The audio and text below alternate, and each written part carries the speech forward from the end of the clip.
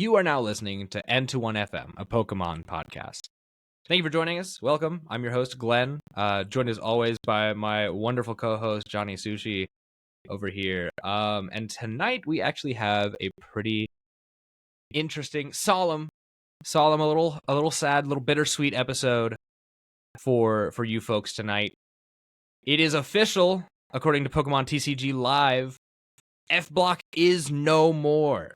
That entire block of cards is rotated out of Pokemon TCG Live, rotating out of the physical card game in 2 weeks, just in time for Atlanta Regionals. That is the set that contained Brilliant Stars all the way through Crown Zenith. There were new cards introducing Crown Zenith. It was not just through Lost Origin. It was all the way through Crown Zenith. Not many of them were good. No. But they did exist. So today we're going to be going over just some highlights from the F block of cards, talking about some of our favorites, some of the coolest ones. But before we get to that, Johnny, how are you doing this week?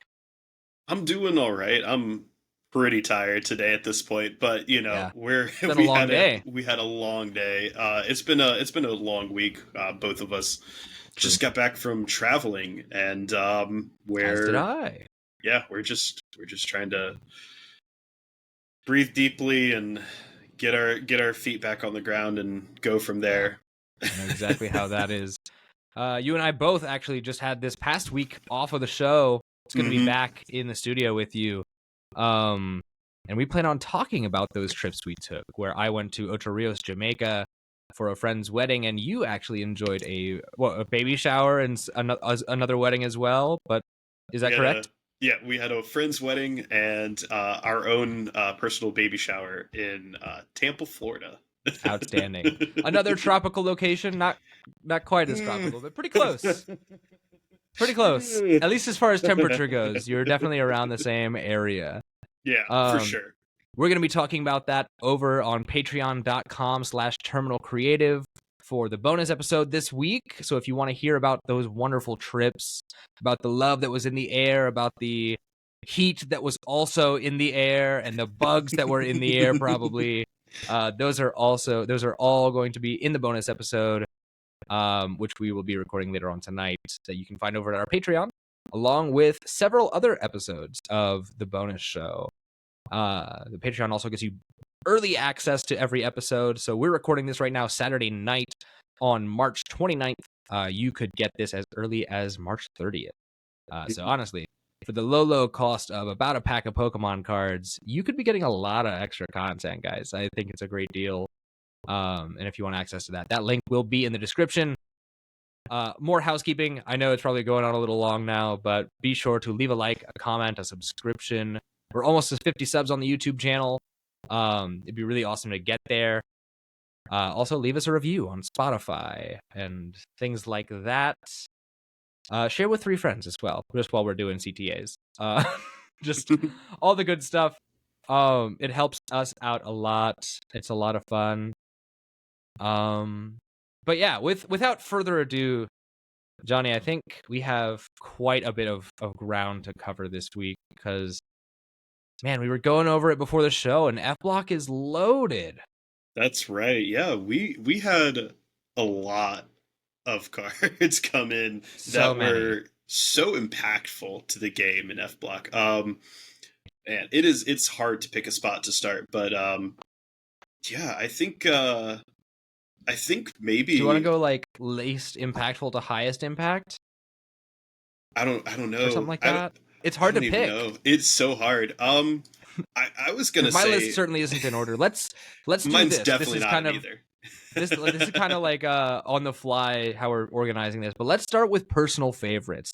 These are cards that maybe aren't necessarily like super impactful, or them leaving the game isn't necessarily super impactful. We can save those for like later on when we do high impact cards. But we'll do personal favorites towards like honorable mentions, and then we'll hit up the most impactful for the entirety of the game. And that includes their introduction, how good they were when they were introduced, as well as their current impact of the game. Yeah, for sure. Okay, well then, I guess I will leave some of my personal favorites off for later because I know that some of those are gonna come back up. Me too. So we'll go with some low impact personal favorites. Sure. I think I think I gotta give probably two of my favorites to the good old Hisuian Gudra V and V Star. Oh, what a cool These card. this guy was fun. I you know, it's not like it didn't see a ton of play. It did see play, but it did never saw like, you know, a historically large amount. I think probably its biggest notoriety of anything was being an inclusion in Drago more than anything. Yeah, In the certainly. Reggie Drago decks. Definitely later in Because his life. for sure, especially yeah, later on. But this guy was cool. I also just like Gudra because he's just kind of a weird, Yeah. slimy dude, but he's a cool slimy dude. Hey, me too, man. It's you know what, we all got to be weird slimy dudes sometimes, and Yeah, sure Gudra. can. But I loved this thing for just the sheer the sheer power that it had on that attack. Rolling Iron, water metal, colorless 200, and then during your opponent's next turn, it takes 80 less damage. Like crazy already with that. Um, and then on top of that, having a V star power geared towards like self healing, like tanking isn't really like a strategy too much of the time in Pokemon, or if it is, it's like very situational. So it's kind of Yeah. cool to have this guy. I Well, at ran like least right now. yeah, especially right now. um, I definitely I ran this guy a lot in Lost Box decks early on when I was like first starting in to playing back in like the end of 2023. Yeah. And I was like I really enjoyed the this card for that just because like having like a Lost Zone deck themed around like Hisuian Gudra was really cool. It felt like it fit in pretty well. You could Yeah. fit in like the Zamazenta with Retaliate into That's there and right. have like a That was a cool, good card. backup attacker. Yeah, especially it felt really good with that card, especially going into like at the time when Shin Pao was like super Mhm. impactful, having like an answer into Shin Pao decks. But the Gudra was great because it was just like it was a taunt saying, "Okay, well, I'm going to punch for 200. Can you take this KO or not?" And Yeah. if they It was like can't, the KO or a gust. yeah, and if they can't, like you have that they have to understand like you're just gonna moisture star and force them to do it again. Yes. It made some matchups a lot more favorable because of that. So yeah, I really liked it. And then, like I said, the other one I'd have to give it to is gonna be the Hisuian Zoroark V Star. I've talked about this guy before, Such a cool card. Yeah. but this was one of my favorite cards. Um, Starting out again when I started in that same time period, I was just looking for like a deck that was like cheap and easy to get into because Hmm. I didn't know what like the local scene was like where I was, and I wanted to see how everything was. And I played this deck on live and I'd been enjoying it on live, and so I was like, let me build it out. It's $20 to buy 4 Comfey and 4 copies of Hisuian Zoroark V and V Star, and getting like the 4 Gengar that you need, or however many, like just getting Yeah. everything. The most expensive things at the time were like Battle VIP Pass and Yeah. Dude, Iono. throwback. Throwback to that um, guy. that's a year old Sheesh. rotation now, but man, that was yeah, it's just again a really fun deck. Just sit behind, at least like at the time, it was like sit behind Comfey, um, run the Dodrios and draw cards. You have Yeah. your wall, your draw power. I mean, and Yeah, for then the first time that Radiant Charge-a-Bug ever saw play. yeah, right.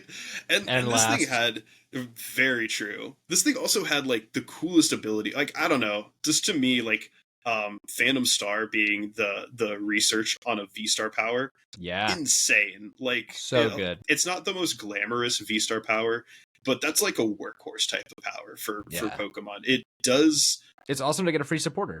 I mean, it's like you can being able to do something like double research, in the same turn to like mill a bunch of stuff and see things that you need and get to the cards that you want.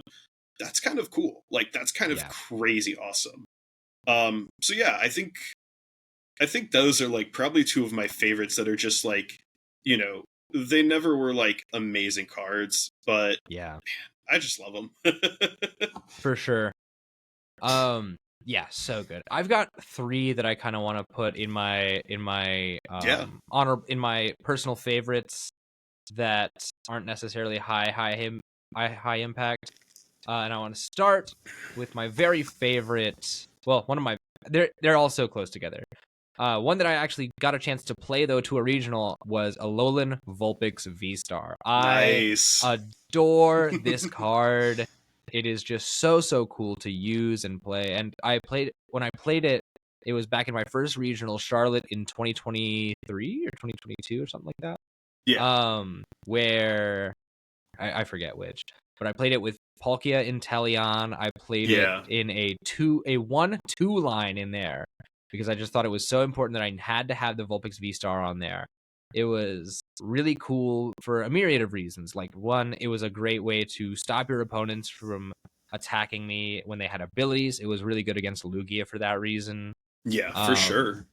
And then on top of that, because I was running it with a single copy of Drapion, because we needed the Mew hate at the time. We did. It was really important. Absolutely. But its Silvery Snow Star attack could be used for no energy cost, and it would do damage based on the number of V Pokemon your opponent had in play. So against Mew VMAX, it was knocking out a Mew VMAX in one hit for free. So just another big Mew VMAX hatred card. God. Ironic because I love that deck. But like it was such a good call for the time. It got the LDF stamp of approval. I got a chance to play him at that regional just for a casual game, and he's like, "Oh, that's really cool for the VMAX." I was like, "Thank you." That's super awesome. But I love Alolan Vulpix. The Shred plus blocking, it's a Shred plus a wall. This is like Cornerstone before Cornerstone, with a little something extra, and like you were able to Melanie to it. It was just so good in Palkia Inteleon. I love this card. It's incredible for so many reasons. 100%. It's a card that I wish I had played a little bit more. I think unfortunately at the time that I like really got to like around to playing more of it, I was doing like the ARC boxes with it. I did like those too. Yeah. The ARC boxes with it were super cool. It's just like, unfortunately, that was also sort of towards the end of like ARC being a good card in the, G block format. So yeah, very true. Very or true. F block format, but like really it's like, because that was early 2024. So pre-Obsidian Flames. Yeah. It was when Arctina was like kind of good. Arctina being good at the time, and then it stretched. I would say before E-Block rotation because it had Duraludon VMAX as well. Yes, that's true. And even without, like, even after that, it still was decent. Yeah.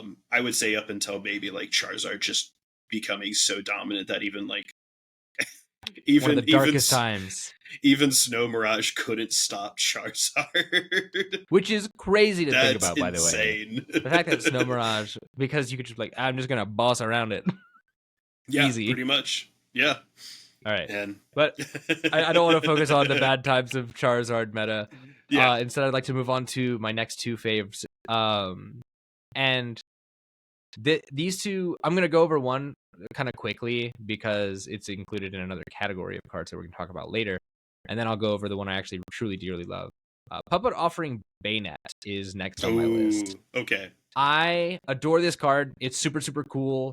It never got the flowers it deserved. It was really good. I loved it, specifically in like Turbo Lost Zone builds where you wanted to just put Shuppet and Bayonet in the Lost Zone and then go get your Colress's Experiment back.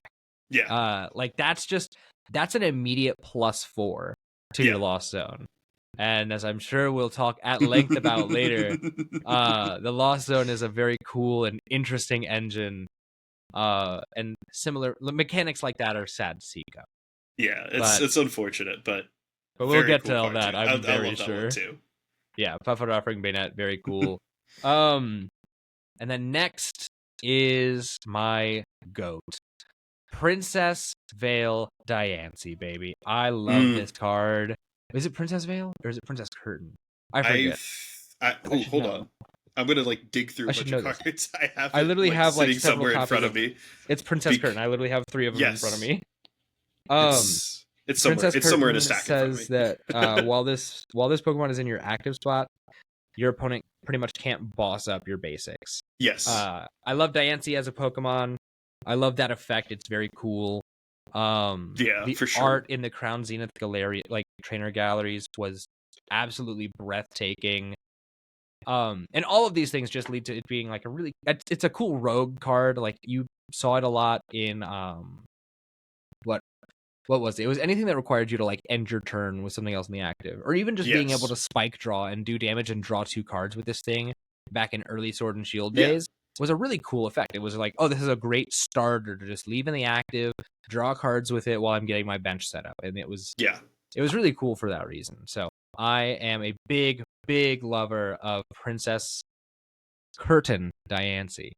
I just absolutely bonkers.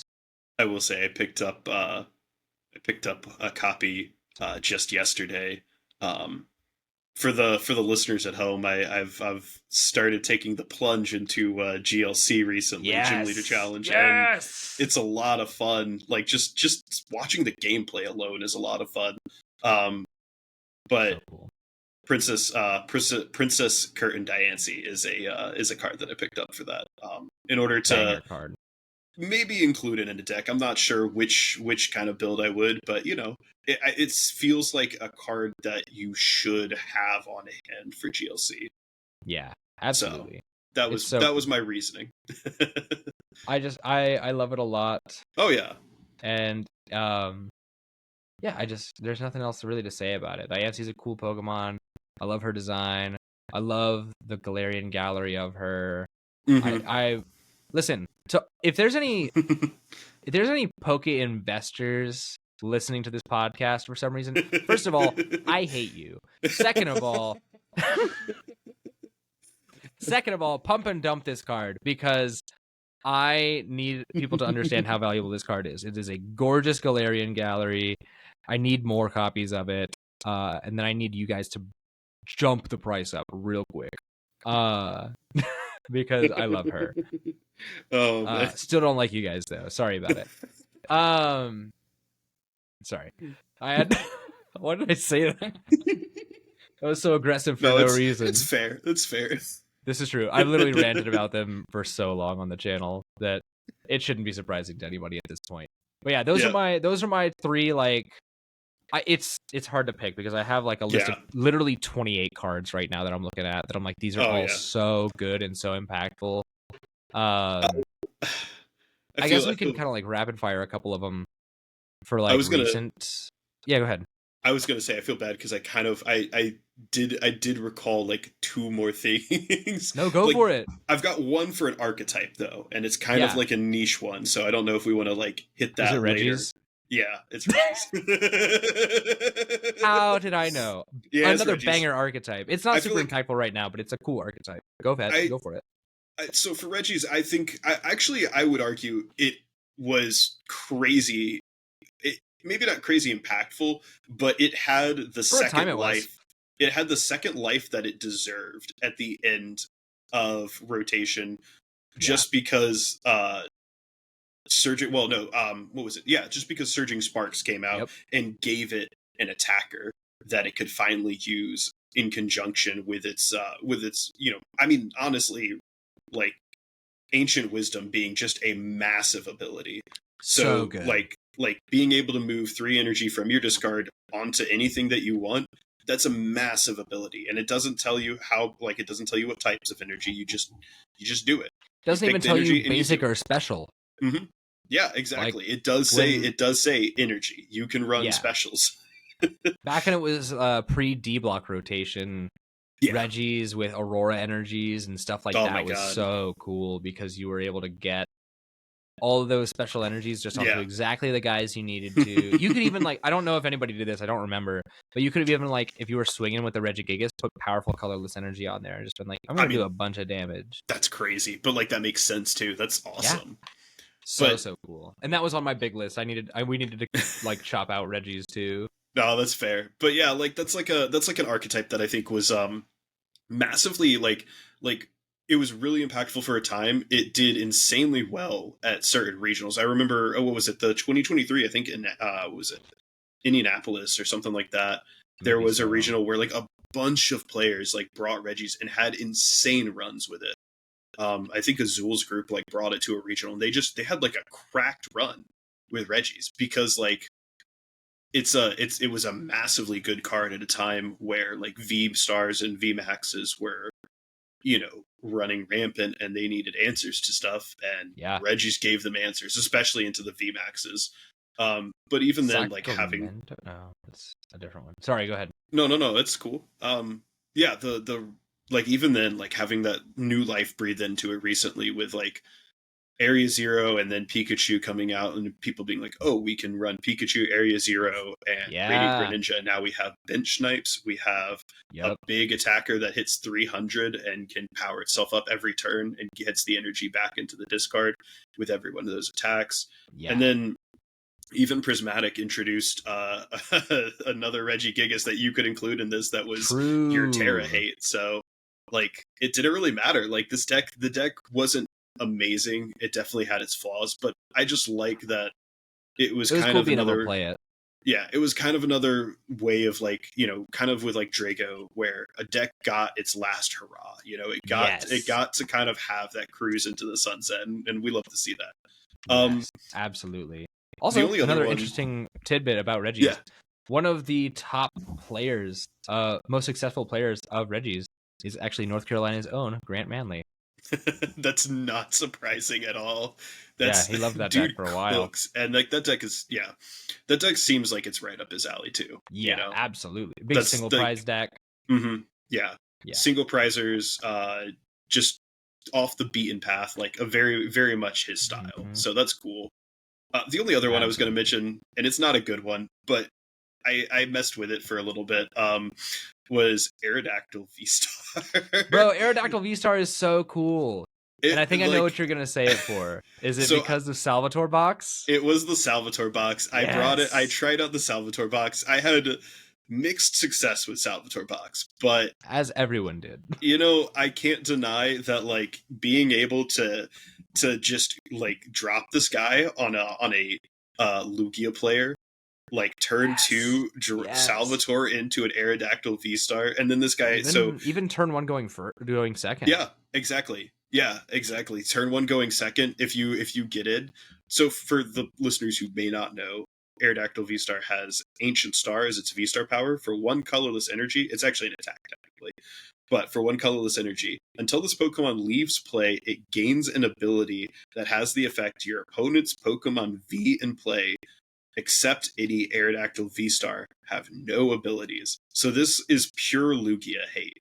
And Arceus. And Arceus, that's true. It came at a time where like Salvatore box like came up at a time where people were desperately trying to find ways to curb Lugia because Minccino and Cinccino had come out and people were trying to stop Special Roll at all costs. Yep.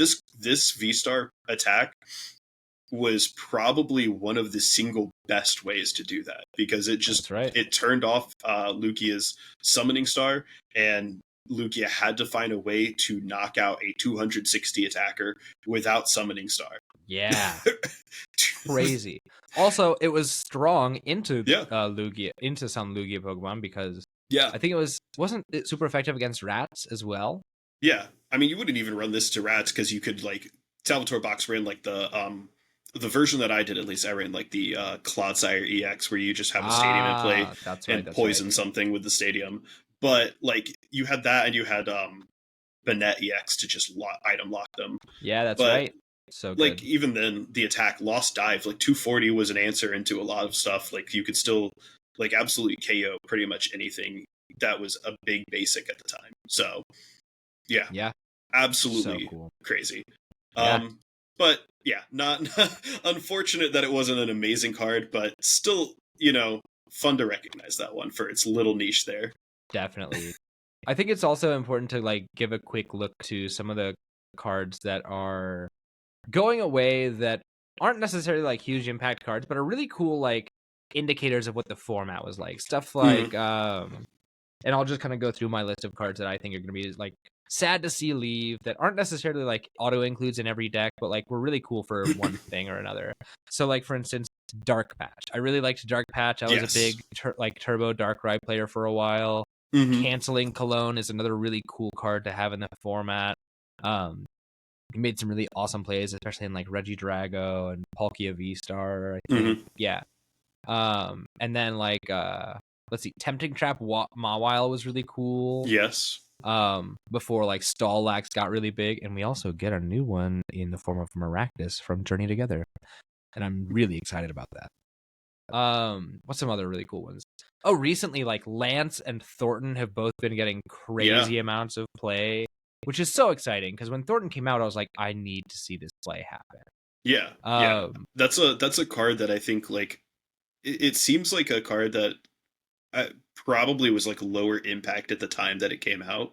Absolutely, it came out during Silver Tempest, and like it didn't see play until literally just recently. Yeah, it like suddenly like people included it as like a tech card in Charizard so that you could like have, you know, like your Charmander gets knocked out or your Zard gets knocked out, you have a backup Zard in hand and you can just Thornton back your Zard, get a liability off the bench like your Rotom or whatever, and then candy onto it, and suddenly you're back in action with like a Charizard out of nowhere, you know?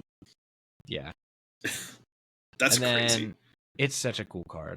Then other cards that like will be sad to see leave. Trekking Shoes is another banger card that is sad to see go. What's another cool one that like is lower impact? Shout out to Magma Basin. Magma Basin is another one. I didn't include it on my list, but it's a good card. Magma Basin for like fire decks in general, like Magma Basin giving life to fire decks, and like I know Jose is going to be missing that card severely next format. Sad to see it go. Definitely sad to see it go. Another one. Actually, I think that this is a card that should stay in the game. And it's like it's kind of a lukewarm take because I think everybody probably agrees. Oh, this would actually be fine. Lost City, I believe, firmly should stay in the game. Yeah. Specifically for a card that you and I have discussed at length recently. Yeah. In the form of Fezandipity EX. I think having the option to just gust up Fez and Lost City that John is absolutely something that would be good for the game to have around. I think just in general that's such a good card to have when you consider like it was used for that same exact thing by plenty of decks for not just like Fez, but like even before Fez, it was used like Charizard decks were running it to like deal with Gardevoir. You know, like just because they were like people were scared. I mean, even back with like E-Block, like people were running Lost City in order to deal with Gardevoir decks because Shining Arcana was Shining Arcana to Gardevoir was such an insanely strong card that like you had to Lost City and get one like rid of as early as possible. Otherwise, like what was I thinking? Like Mew with Spiritomb. Go ahead. The Gardevoir. Oh no, I was just gonna say like otherwise you're dealing with them back to back to back because they're gonna loop them and stuff. I mean, it's already hard enough to deal with just one if the other one's already lost zone because they can still loop just the one, but like two is nightmare. Two is crazy. Yeah. Exactly. Man. There's a couple others that I guess we can kind of now move on. Well, here's another one, and this one too, really, that I think. No, just the one. Switch Cart is like the last one kind of on this list, I think. And it obviously gets like the most amount of love from Lost Zone decks, but Switch Cart is just a cool effect. Move a basic, heal 30 damage, especially in a format where like Monkey Dory exists and there's little spread options, and Budu is going to be really good just for like little plinky plink damage every now and then. Like being able to heal that stuff off is going to be so valuable. It'll be sad to see Switch Cart. I think there'll be a time coming up in the near future where people are like, man, I wish I still had Switch Cart right now. Yeah. I mean, it's still one of those cards that was impactful even for like Miraidon decks. Before Petra EX came out, Roaring Moon was using it for a little bit. What else was it? Like Gouging Fire, like any big basic deck, Gouging Fire, Roaring Moon, Miraidon, Raging Bolt, all wanted maybe just one copy of Switch Card to have like a way to navigate through their, their active and their bench a little bit easier, especially if like something gets gusted, like switch carding something away and getting back into what you need, Yeah.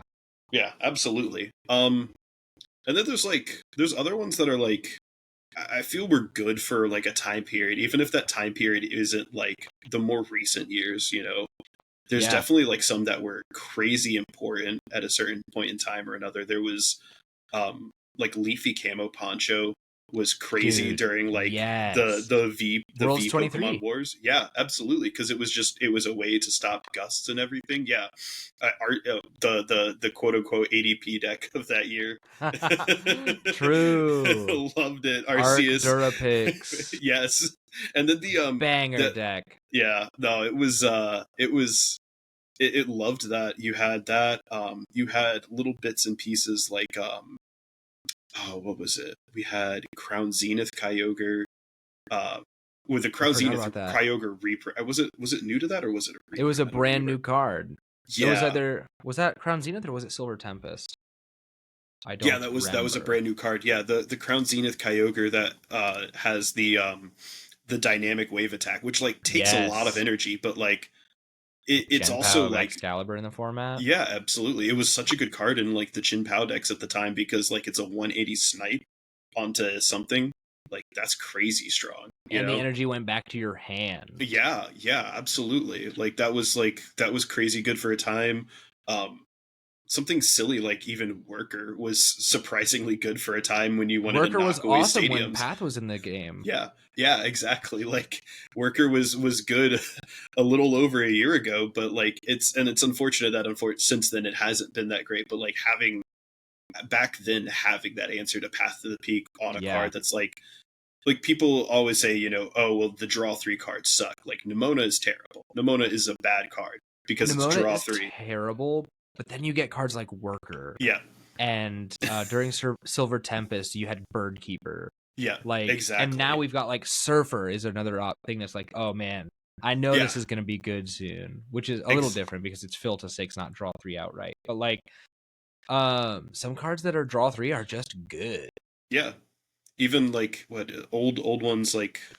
Here's another one that I'm sure was good at a time period and probably not anymore, obviously. But like Volo from Lost Origin. Volo was never good. Really? Okay, I'm surprised. Never. Discard a V from your bench. Never. Get someone damaged off. Wow. Okay, did I take that one back? But there's still it's still cool to see. Just like some of these cards were crazy good at a certain time period or another. Cynthia's Ambition was good for a certain time period as Cynthia's especially single prize decks. Even probably like the bigger like V decks, but like Cynthia's Ambition was good. I feel like that one's kind of got its spiritual successor in Hassel, sort of. Yes. I feel like Hassel is very much a spiritual successor to that card. It's not quite the same, but it's very much like the same idea. Oh, something's knocked out. Now you get to, Cynthia was draw until you have 8. Hassel is look at 8 and keep 3. Like, ultimately that's a very similar kind of effect. It's still seeing 8 new cards. Yeah, exactly. You see 8 new cards. You get, even if it's only taking 3. Like Cynthia, you probably really only needed to rip 3 cards off of that to have your comeback. So it's that kind of stuff to see like go away. Roxanne is another similar effect that's really cool for that. Yes. Roxanne's gonna be. I think Roxanne more often than not is kind of fake. Like I almost never use it in Sablezard, our baby. But it is nice to have around because sometimes you just want to hit Roxanne, and that's valuable. And it's just a good card sometimes. Yeah. I think it was. I think it's pivotal in Sablezard at times, just because like having that.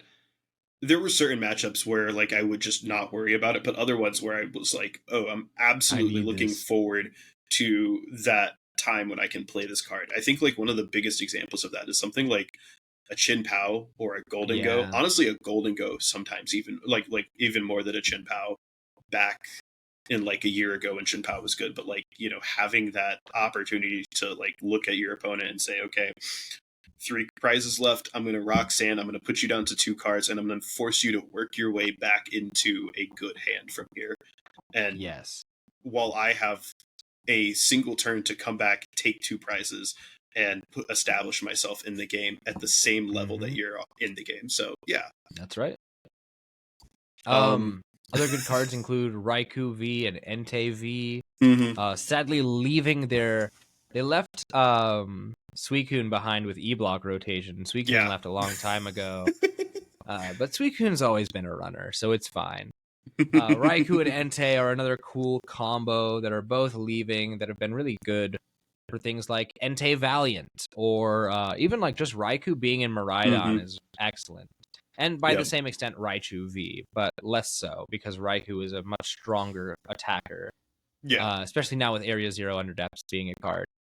But furthermore, because I just kind of want to glance over those, I want to look at like some. We're getting higher up there in impact right now. So like one that I'm going to be sad to see go is Wave Veil Manaphy, right? Yes. I'm also a big Manaphy lover. In fact, I recently got the deck box from Pokemon that is like it's a Diancie, it's a Mew, and it's Manaphy.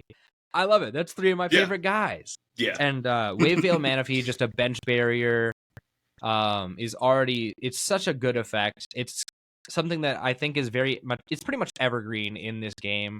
Yeah. Is that it's probably almost always a good idea to have some form of bench barrier. And while we're getting Shaman in Destined Rivals, it will be very sad to see Manaphy go. I think that Manaphy was very pivotal throughout its existence. Like there was ebbs and flows on like when it was good and when it wasn't good. Right. And we saw like maybe towards the end of its life cycle, it just wasn't as good because the stuff you had to worry about wasn't as prevalent. But I mean, that's like now versus 2 months ago. Everyone who's running Dragapult and Charizard has to worry about the very real possibility of getting Trifrosted by a Kyurem play and from a Drago, and that Manaphy is suddenly looking like real good as an inclusion. Yeah. So even back to when it first came out during Astral Radiance, like when Palkia Inteleon was so big, and Radiant Greninja was like something you had to be scared of every game because it would come online and you'd just be done for if you didn't have a defense against it.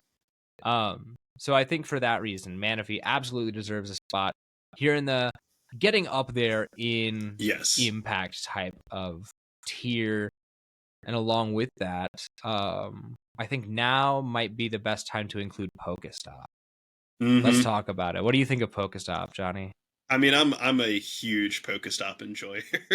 This card has life, and it had life in so many different decks. It enabled so many insanely cool strategies. And it's just like a really good card. Like being able to have a deck where you can mill 3 cards and not be too worried about what you're milling, and know that like, okay, if I mill things off the top and don't get what I want, I'll have more chances to get what I want later through other methods. Or if I get what I want, I have it right now, But it's a card that it's a little bit of extra reach. It's fundamental to some strategies.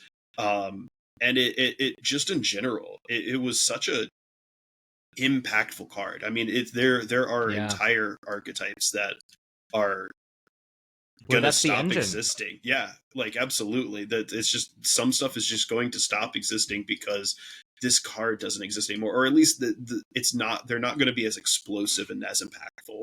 Right. I mean, we've seen Raging Bolt shift away towards using owls now because it has to have a way to survive, and so instead of using Pokestop to mill, try to get to its items, try to mill itself further with its items and stuff like that, now it says, okay, well, we have to set up a deck search heavy board state instead, and worry about owls, so like that's kind of cool. Unfortunately, Roaring Moon is I don't know. I shouldn't say unfortunately, because we just saw like a Roaring Moon poison deck kind of do some crazy work in an online tourney the other night. But Roaring Moon losing Pokestop is still very tough for that deck. That's a deck that loves this card. So having having lost that is a little unfortunate. Absolutely. And then, of course, I mean, we're losing more than just, Pokestop for it, but the Palk Noir deck was so insane. And honestly, just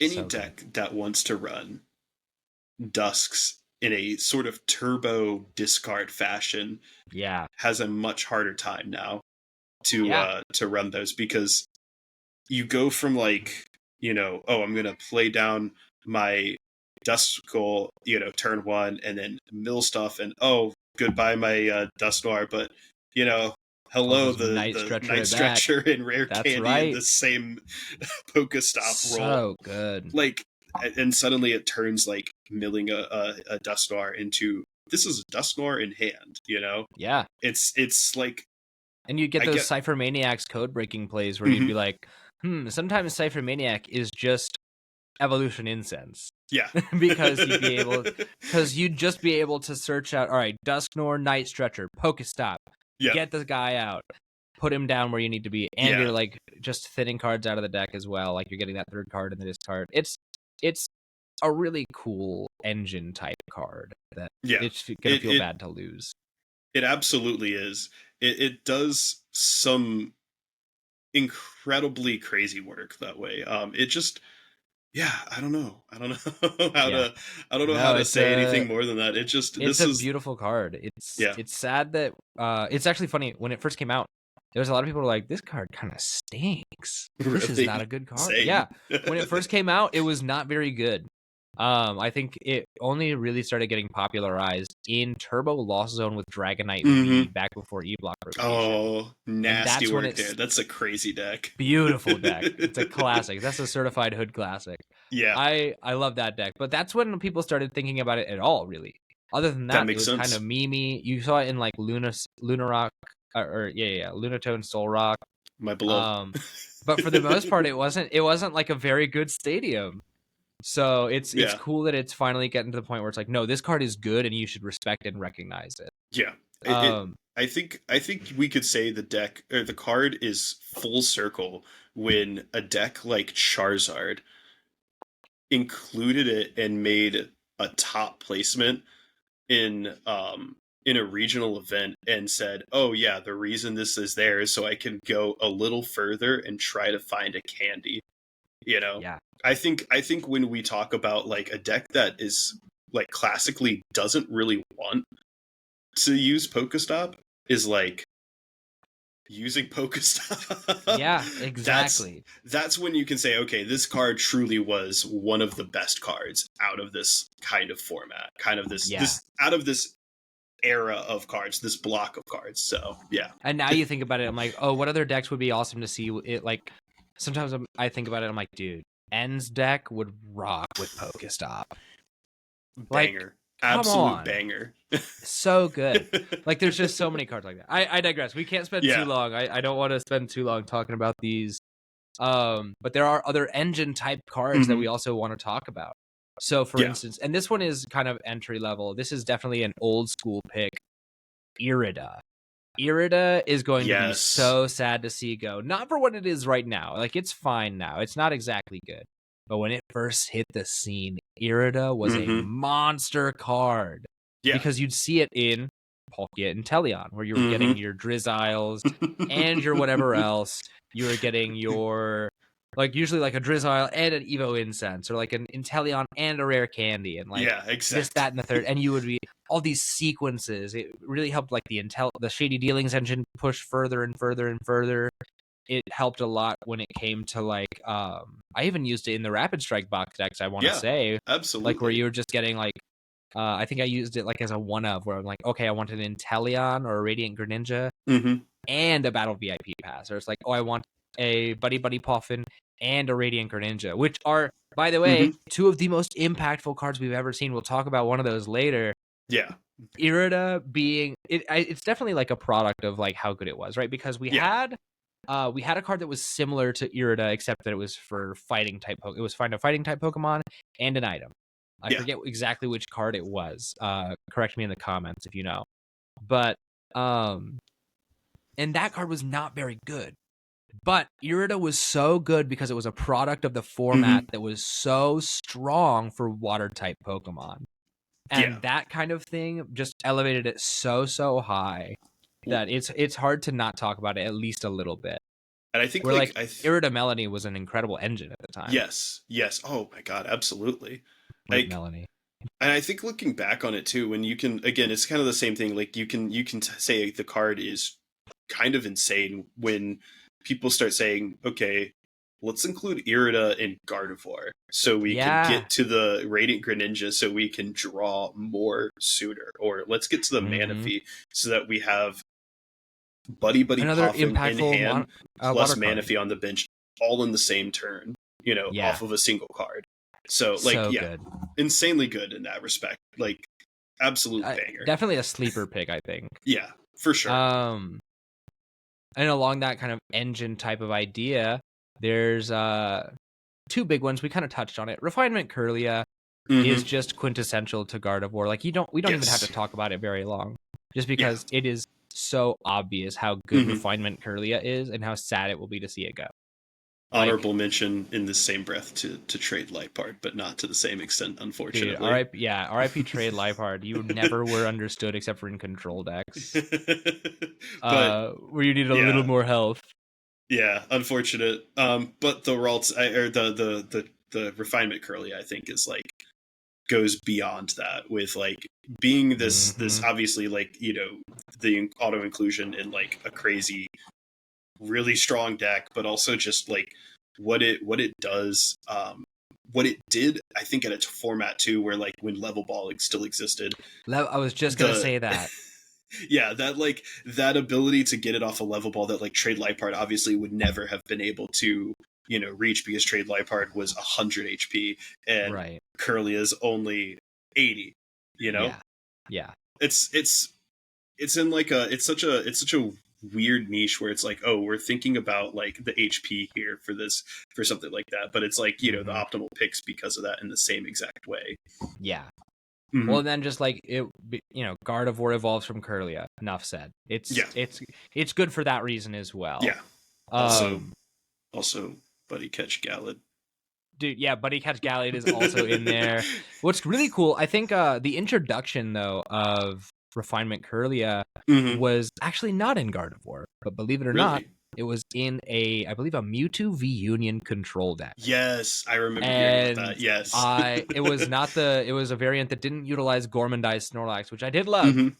Love me some Gormandized Snorlax, but the Refinement Kirlia being able to just use that ability to get Mewtwo V Union pieces in the discard, stuff like that. This is old hat by now, but it is still a really interesting, noteworthy mention that when it first hit the scene, this is what happened, and I think that's really cool, and it makes the lore of Refinement Kirlia even better.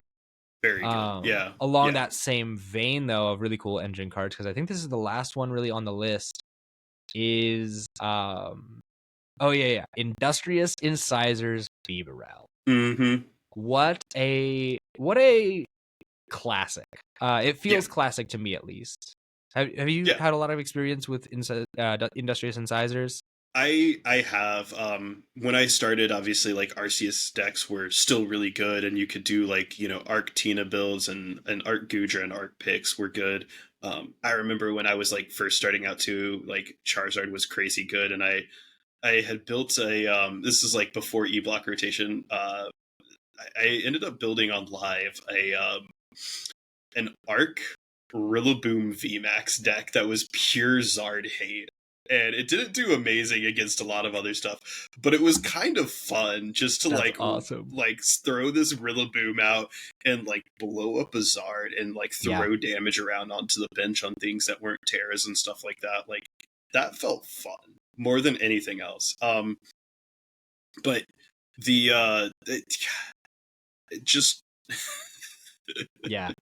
no, exactly, the draw engine, and it was almost so perfect the way it combined with Arceus too.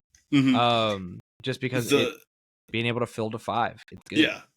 And then like the other inclusion with that was like, especially when it came out in Scarlet and Violet era, and I think the card that gave it, not just the card that gives it like new life, or maybe not new life, but like suddenly redefines how you think about using a Bibarel in an Arceus deck, or like any deck really, is Squoval, Yeah. where like you nest stash your hand because you're like, okay, I'm done with this. I want to Bibarel for as much as possible. So nest stash the hand, draw the top card, maybe play the top card before you even have to Bibarel, and then you can draw 4 or 5 new cards all of a sudden. Yeah. You know? Yeah. Bonus points if you could Bibarel before you nest stashed, and then second Bibarel after the nest stash. That was also crazy work. Yeah. Absolute banger. Yeah. What else do you have on your list? I want to see. I've got 11 cards left on my list, and all of them are getting up towards the high impact area. Yeah. I think for me, a really high impact one was double turbo energy. Yep. That was kind of where I wanted to go from here. Yeah. Yeah. Okay. We're talking Arceus. We're talking all about it. Yeah.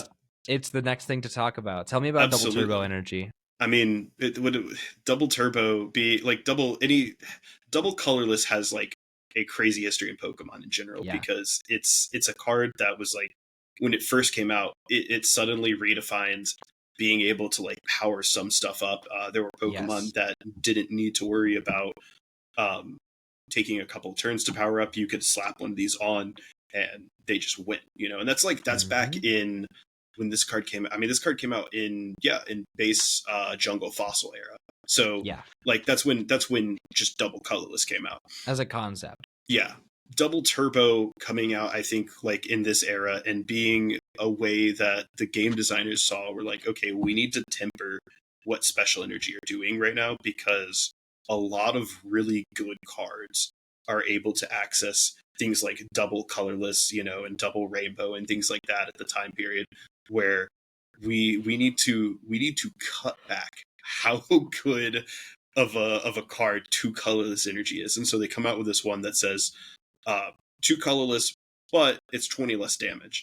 And decks still ate this thing up, and it ended up being better for some decks, because you could run this in your control lists and double colorless, use your double turbo Fang Snipe Luxray, and do like minute damage. It's like 10 every turn with the double turbo, so you're like constantly keeping something in the active locked there while you're just Fang Snipe, get those items or cards out of their hand. Picnic basket to heal your opponent's Pokemon, and then you do it again. You just play like this way with stuff like that. You play combos that are really, I mean, some people will say toxic, but they're really just like super powerful at I mean, obviously controlling the flow of the game. Like, you get to dictate the match, and that's cool. And then like obviously like Arceus just had a crazy time with this card, because you could go double turbo and then the next turn jet energy it up to the active, or just whatever color energy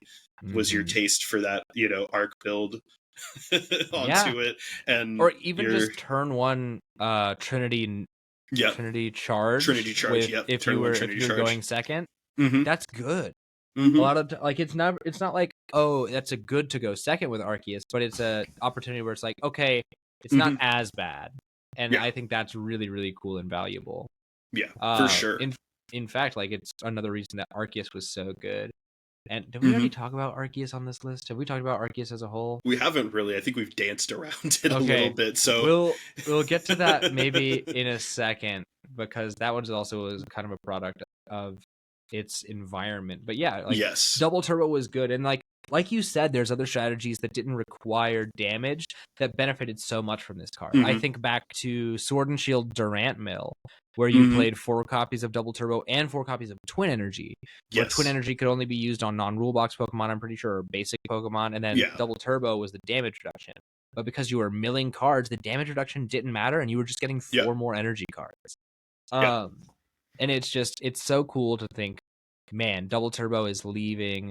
Like, it's sad, because also like Terapagos, Claw. We were talking with Brian, friend of the show, Brian, earlier today, about how good double turbo is for Claw, and it's like he said he's tried it with Crispin, but it's just not good.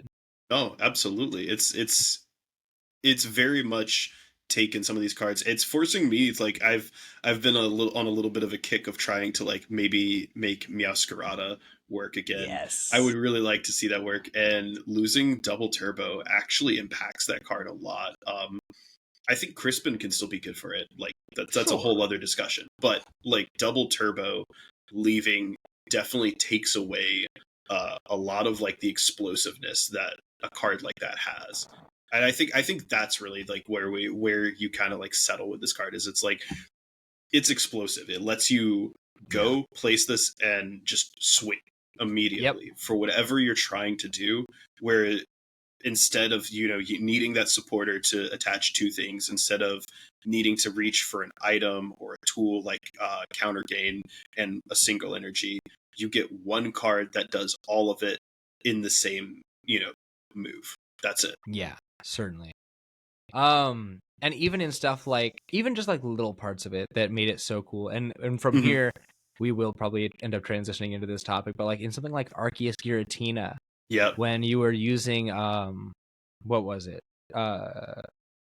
What was Giratina's attack? Lost Impact? Yes. Being able to just like, oh, lost zone 2 energy and just get rid of the double turbo. Yeah, exactly. Like just simple little stuff like that, ways it interacted with the game where it was positioned so cool to just be a good all-around card for a long time with long-lasting impact, especially in, let's finally talk about it, Arceus V-Star. We've kind of touched around why it's so good with double turbo, why it's so good with Bibarel, but it's also just like an incredibly versatile card. It was great at the time because it was able to be partnered with Shady Dealings Inteleon. Yep. And then it powered itself and other attackers up with its Trinity Nova attack. And at the time, believe it or not, 210 was really impactful. 210 being the double turbo and choice belt math. Yes. Where you were doing more damage to V Pokemon, where it felt really, really impactful to be able to swing for that 210 on turn 2. 210's knocking out a decent number of early to mid-era V Pokemon, for sure. Absolutely. Including, I think, Darkrai V was 210. It got rid of Luminion and Crobat. It got rid of, like, a lot of guys that area. Or it would put you really close, where you wouldn't need a bunch of extra damage for it to use that next turn. Yeah. And I actually never got to play with it in the Inteleon era. By the time I was in the game, it wasn't Arceus that was best, but it was Palkia that was best with the Shady Dealings engine. Yeah. But there's a part of me that always wanted to go back and play that era because it seemed so cool to just, I'm going to go get whatever I want every turn and keep playing however I want.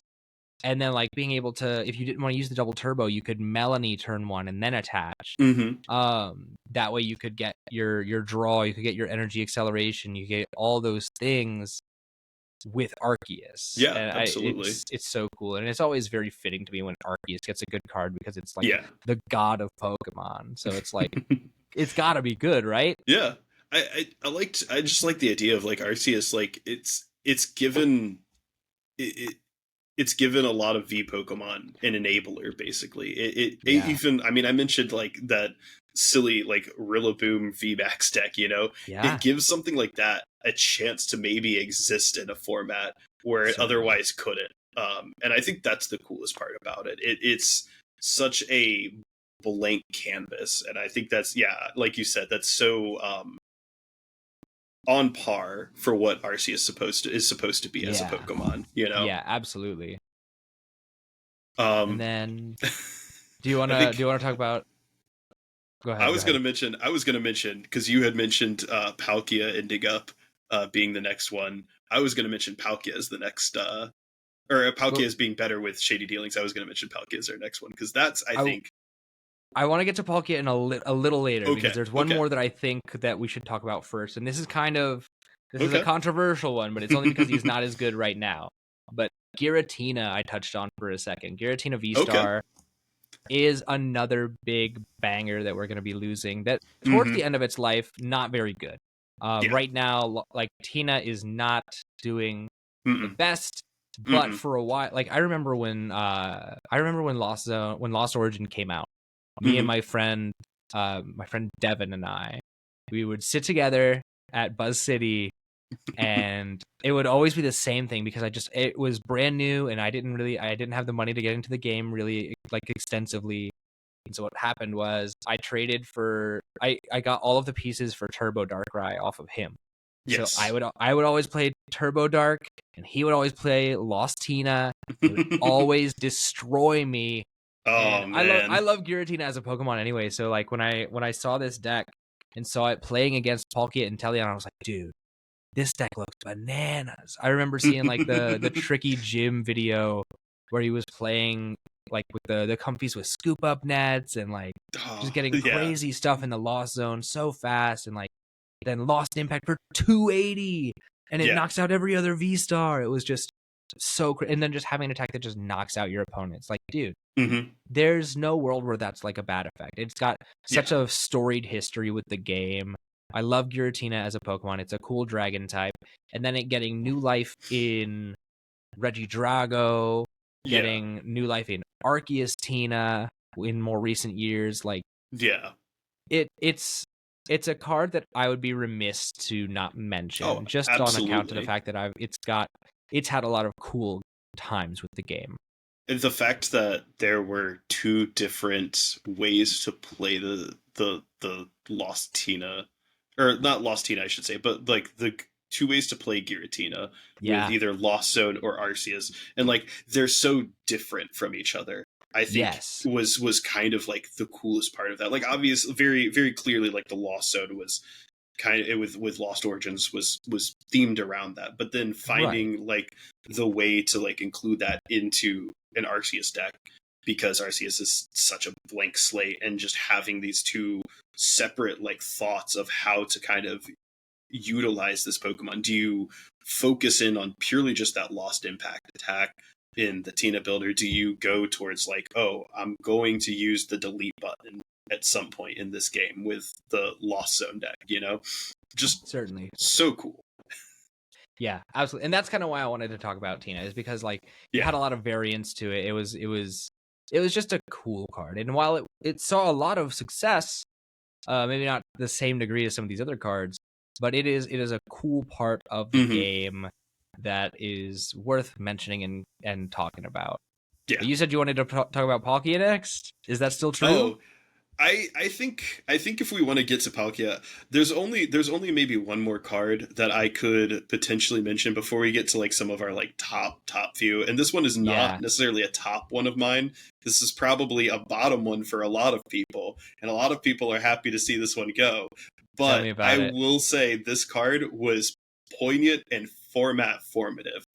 Oh, I know what you're gonna say. Go ahead. Block Snorlax. Yeah, baby. Blocklax. But I don't think you can have a discussion of F block rotation without mentioning it. Regardless, there are threads on threads on threads of Pokemon forums, of Reddit forums, just where people are filled with so much it's toxic. It's so bad for the game. So much hate. Yeah, absolutely. Like, I don't really like playing the deck personally. It's not a favorite of mine to actively play. I kind of enjoy playing decks into it when I know like I have a good deck into it, because then it's like I can have a fun actual back and forth between me and like a Blocklax player, and I enjoy that. I've also absolutely, I mean, what was it? I was at a challenge, no, a cup last season, and or not last season, but last I guess what was it? Last quarter at Get Some, and I played Roaring Moon against Kyle. Kyle had that Blocklax deck, and I'm going through and I'm like, Kyle's like, as soon as I got Koraidon and Petrun out onto the bench, Kyle's just like, all right, that's it. Just scooped all his cards up. He's like, I'm done. You have the match. you have it. And I was like, I like, because you know that's an absolute just hard counter to that. But I think that's the point, is like we started seeing like people focus on deck building around Blocklax. You know, there was deck building on ways to counter it. People there was a time where people were like, let's include a one of Minior in like everything. So Yeah. which was a hard counter against the block lax builds. Right. And Well, and this is kind of what I want to talk about with block lax, right? It is the same basic principle. Granted, obviously this is not a perfect example of this type of benefit for the format, but I think the benefit of having this type of control staple thing is that it is a hard check on your opponent's deck building ability, which is a very important part of this game. It's why control can play so well. It's why, like, again, it's why block lax is so good, is because you're able to, okay, we've done damage checks, we've done resource checks. Here's a check on your deck building, something that you can't affect during the game, but you need to prepare for ahead of time. Which you can have your opinion on that, whatever. Tell me in the comments. All engagement is good engagement. I don't care. But I think that is a genuine benefit of having Snorlax in the format. Should it be a more active approach that you have to take with something like Tempting Trap, Mawile, or Maractus? Sure. But I think like that idea of having something that can be so oppressive if you don't think about it is good for the game, because it makes you think about what you're going to play. It makes you think, oh no, mobility is valuable in my deck. I should play some jet energies. I should play a one-of switch. I should play a Turo scenario, because it's good effects to have in your deck anyways. But if you don't include them, then it gives the opportunity for this one particular archetype to farm you. Yes. And like it's just something that, like, because otherwise, like, that's their only out, is to get rid of that resource, that couple things. And I just think it's valuable to have to play around that in the format, because it's the same thing with control, right? Like against control decks, you have to play around it to your strengths, and it is at the end of the day a puzzle that you have to figure out is to match up. So and for that reason, like, obviously I don't want an exact iteration of block lax in the format, but no, like I think the idea of having a retreat block is valuable. Yeah. Sorry, I didn't mean to hijack your pick. No, I think that's good. I definitely don't want to see this card come back. Not in never again. Not in this way. I think never ever again. I think an ability that blocks retreating is a little too strong, like, especially with no because conditioning. there's no investment beyond I just play this into my active and say, okay, your move, like, you have to figure this out. I don't have to do anything. Not like, oh, I have to find a way to like get your guy into the active and then attack and then keep it there and hope that you don't have the switches and then keep attacking with that attack, stuff like that, and not have you put me in a condition where I can't attack, with Mawile and Maractus, like you said. So this shouldn't be printed again, but I do think that it shaped a lot of formats. It shaped a lot, honestly, throughout its existence. It was an impactful card for sure. Yeah, I think we would be remiss to at least not mention it, even if we don't like it. Right. And it'd be cool to see like a similar effect come back in a way, right? Like, let's put it on a stage 2. Let's give it the condition of you need to have a stadium in play. Let's like make it so maybe it's like a Reggie's thing, where it's like if it's on a basic, you have to have these other cards in play as well. I think something like that could make the back and forth between those games feel a lot better.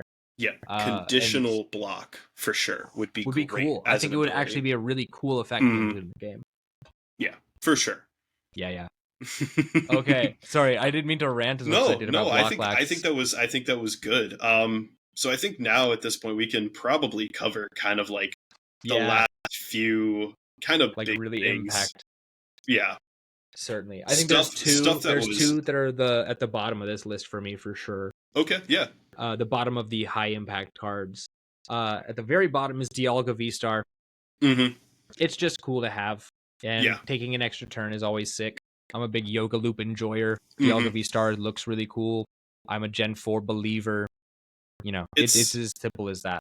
It's interesting too, because like I don't think from what I saw, like coming into the game when I did, Dialga V-Star really didn't have like much life until Metang came out, and suddenly we saw like Dialga V-Star be a deck all on its own, and then that died off a little bit, and then we saw it come back again as a secondary inclusion in our Chaladon builds. Yeah. And I think that's really cool to see this card have nothing for so long, and then it gets 1 year of like really good deck building and really cool concepts to go with. And it's super, like, the Metang builds were super linear, but like they did one crazy thing, and that extra turn is like, that can be so demotivating sometimes in a match where like you're just gonna lose out. You know that your opponent is going to take a knockout, and you know that they're going to follow up with a knockout afterwards, and you know you could be giving up anywhere from 2 to 4 prizes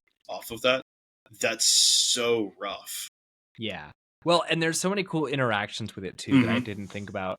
Friend of the show James was talking to us about it. So like, when you start Chronos, right? If you're in turns at the end of a game, you take one of your opponent's turns. That's sick. Yes. If your opponent knocked one of your guys out last turn, and then you Pheasantipity, and then you start Chronos, you Pheasantipity again. Yeah, because it says if during your opponent's last turn, and it's so cool to have all these cool interactions where it like breaks the mold. Run me through that. Run me through that turns one, because I don't think I ever saw that happen any point. So it's, if you're turn 1 and you use that, it goes to turn 3. If you're turn 1, you get turn 2. Your opponent's next turn is turn 3. Oh, that is so sick. So like if you use it on, oh my god, it totally flips the entire dynamic of overtime rules. Holy. It's really, really awesome. That's awful. You can turn like a loss into a tie from that. You can turn a tie into a win. That's crazy. Yes. It is such a cool effect. It's going to be severely missed. But yeah, that's Dialga. It's an awesome card. And again, just Gen 4 love. But the next one, and this is where we're starting to finally get into big impact cards. And it's weird that I put an item card this high up. But Hisuian Heavy Ball, dude. Oh no, that's absolutely gotta be up there. It's gotta be. This is an S tier card. It is gonna be so sad that we have to rely on something like Exchange Ticket, or what's that? There's a supporter that gives you supporter that you look at your prizes. Isn't it like is Daisy? Daisy's Help. Daisy? It's Daisy's Help. Yeah. It's like draw 2 and then flip all of your prizes over or something, or like look at them. Is it look at them or flip them? It is look at them, I believe. Oh my god, I don't want to have to include a apostrophe. Draw 2 cards. Look at your face down prize cards. Yeah, and then that's crazy. And then you just put them back, and it's really cool. You do have to shuffle them when you put them back too, because it says no, you don't. You don't? It says look at your face down. Oh. Yeah. Okay. It says look at them, put them back. Interesting. Okay. That's cool. You can, that way you can leave them like that. You can just be like, okay, I want this card in the bottom right. I want this card bottom left. Yeah. I'll take the bottom left one, and I'll decide. Or like for some reason, if for some ungodly reason you were playing this with like Dream Ball, you're just like, I'm gonna put my Dream Ball right down there. Thank you very much. I'll take that. I'll go get a Pokemon and cheat it out for free. Yeah. Or even for something like if you were playing like Lucky Bonus Blissey, like I'll just leave that right there and then pick it up later and take my extra prizes. It's just it's cool. It's like I don't want to use this though because it's a supporter and it's a draw 2 supporter. It's a draw 2 supporter. This could be a draw 3 supporter and I'd still not use it. Yeah, it's rough. That card would have to be like draw 5 minimum, I think, for it to see some play. No, it'd have to be draw 3 would make it maybe playable, but like for that reason though, Hisuian Heavy Ball, goated card, so good that you're able to go get a basic. I like that it's restricted to basics because you don't want to be able to go get like your evolutions out of the prizes with it. Like that just doesn't feel like awesome game design. Yeah, for sure. And like having to rely on Daisy's Help or Exchange Ticket will feel terrible. Yeah, for sure. Like I said, getting into GLC and learning about like Galadion and like, having like, oh, like this guy, was able to get anything, but it was a supporter. That feels like I think that would feel too strong right now. I think Hisuian Heavy Ball was a nice like middle ground where it's an item, but it's only for basic Pokemon.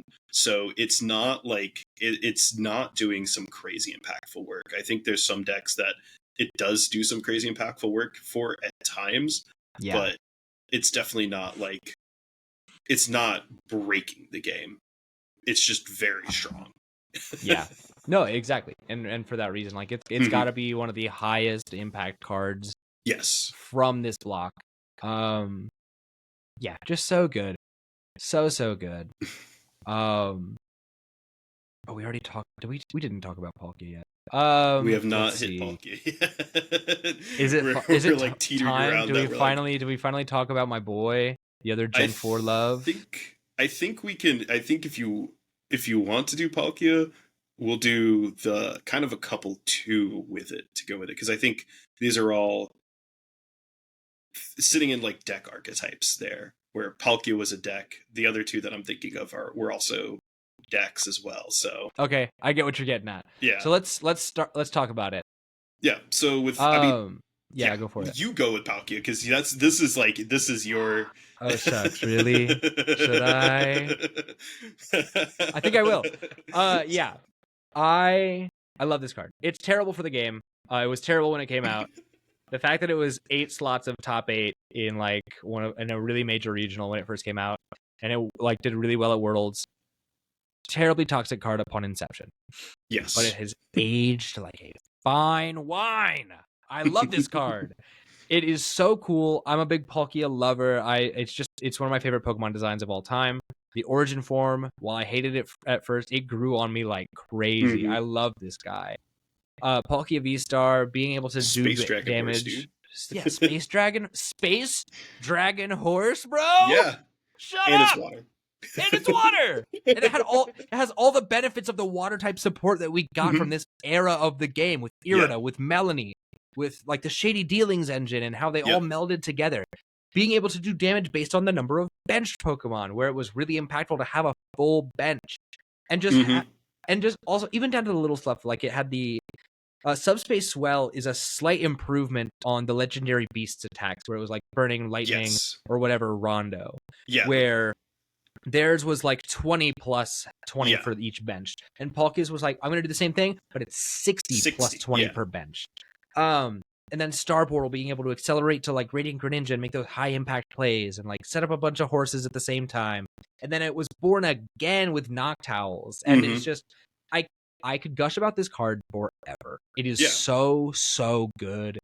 And it has aged, I think it's probably aged one of the best ways out of any of these cards. In a very similar way, actually, to Lugia V-Star, which we'll talk about probably next. But Palkia has just taken that, where that it got kind of a glow up, where like at first it was hated for being just a toxic card that was bad for the game, and over time it got weaker. It got really, really weak, and then it was like, okay, no, we're coming back. We're getting better. We've got all these tools at our disposal. We're making better things happen, and it still has kind of the soul of what it was actually. And add to that it's got a full art inspired by one of my favorite artists ever, MC Escher. Like, that's super sick. It is a card tailored for me, and I love Palkia V-Star for that reason. All of those reasons. I think like just to kind of continue on that, like it's one of those cards where like it's found its way into so many different like niches and stuff, and it's been insanely good because of that. It's found its way, it had its own engine and its own deck with Shady Dealings and all that. It found its way into Chin Pao as like just a natural inclusion for, another water attacker, a way to enable early Greninja plays, a way to help you kind of continue the Chin Pao attacks by getting the energy back in play. Just all of that. It found its way into Golden Go as a backup attacker and a natural inclusion, because again, you're discarding this energy already. You might as well be able to put it back in the play, and again, run Greninja, because Greninja also fits right into Golden Go's strategy of discard to draw. It just was. It felt so clean in those, and then kind of fell off again, maybe a little bit from those, and then comes back in like the Palk Noir builds and the Palk Tower builds, and like those were it comes into like play as this continuous, like it's always been there since I started playing, which was like halfway through this card's life cycle already. It's always been there in some form or another, and I think that's so cool. It's all reliable. It is much like an earlier episode of the podcast talked about. Like it for a while was not a very sexy attacker. It was just a little blue collar worker. It was strong. It was consistent. It did what it had to do. It put food on the table, baby, and that's why we love it. Super awesome. I love that analogy. It's true. Great. It is true. Before we get into the next couple of cards on this list, because we are kind of getting towards the end of the list, I've only got 6 left on mine. I don't know what yours looks like. I do want to take a moment. Let's step back for a second. I want to step back for a second because there's a new segment that we talked about doing that I'd like to briefly discuss. So we can just take like 5 minutes to talk about it. Last week we talked about our hobbies outside of Pokemon, and this is very much like a hard left turn. So I apologize for the lack of a graceful transition. I definitely should have talked about this before I got all hyped up on Palkia, and I apologize for that. But we will bring it back after this short discussion about our hobbies outside of Pokemon. We will close out this list with cards that are all bangers. I want to talk about our hobbies, man, because for me it has been an eventful week. Obviously, it was tough, but we talked about how on the outside of Pokemon, I really enjoy Magic and playing cards and stuff like that. And you are also a big fan of mixology and just other stuff that we're passionate about. Much of the way that we are passionate about this game that we love, and being able to highlight some of our favorite guys like this. It's nice to also be able to like share a fondness for other things, right? And I got some of that experience actually in the last couple of days, specifically coming back from the trip. And even while I was on our trip in Jamaica, which we'll talk about, you and I will talk about later. I got to do stuff with Magic, not in Jamaica, but when I got back, I have finally started reading a book that I meant to read a long time ago called Expert Card Technique by Jean Hugar and Frederic Brau, two French guys. It is an excellent, like, quintessential Magic textbook, and I've been equally in love with that. Like, it's been a really cool time to be able to read some of that stuff, and I actually have a playlist on my like personal YouTube profile that is just for like Magic videos that are inspiring to me, that I'm like, when I want to get back on the space horse, if you will, and just like mess around with Magic stuff. And I've been like deep into that playlist lately. And so it's been cool to be able to do that, do some practicing. But what about you? Man? Have you had a chance to do anything, even if you've just had a good cocktail in the last couple of weeks? I'm excited to hear about it. I haven't had a chance to do much, but I have. While I was in Tampa, I did have a chance to hit a restaurant that we didn't really go to very often while we were in Tampa, but it was kind of like one of those places that's like, oh, it's a local staple, you know. One of these like kind of bougie upscale, you know, hipstery restaurants, but it's very like a quintessential Tampa. It's called the restaurant is called Ulele, and it comes from, I believe, the naming. I'm pulling this up because like I probably have to, like the GX card from the Sun and Moon era? No, sorry, that's brutally ignorant. I'm so sorry. No, you're all good. I believe that the naming, I have to go to their website probably, so I'm like doing this on the fly. Okay, so Ulele, actually pronounced Ulele, so it should be Ulele. Oh, like ukulele. Close to that, but it's very much based on the Native Americans who lived in Florida, way back in 1600s, 1400s, before colonialization. before colonization happened, and they were brutally removed from their lands, unfortunately. Yes. And Tampa was installed instead. I'm what a wonderful, so bad about this. Hey, upgrade, I think, personally. No, God. No, right, this folks. Welcome back to the White Guilt podcast. Oh man, This is, but it was a it's a nice it's a nice place to have an overpriced meal that's based on some classic Native American food coupled with some fusion, like, you know, standard Western cooking styles and some other stuff too. You can get a burger for $22, probably. You can also absolutely get a burger for like $22. But I will say their menu is good. I did get I got, as far as food went, I got some crab cakes that were pretty good. They were, and not like you know, Maryland or like, you know, Boston inspired like seafood crab cakes. These were like seasoned with, you know, more of like a Hispanic palate, and, you know, or like a Hispanic and Native American palate, like something that was like aimed more at like the locale and stuff like that. So that was good. So I had a couple of those, and I had a chili to go with it that they do that's like got all locally sourced, like gator and oh, sweet. I think they do like locally sourced like gator and rabbit and like some other stuff in it. So it's like a very like wild game sort of chili. Very good.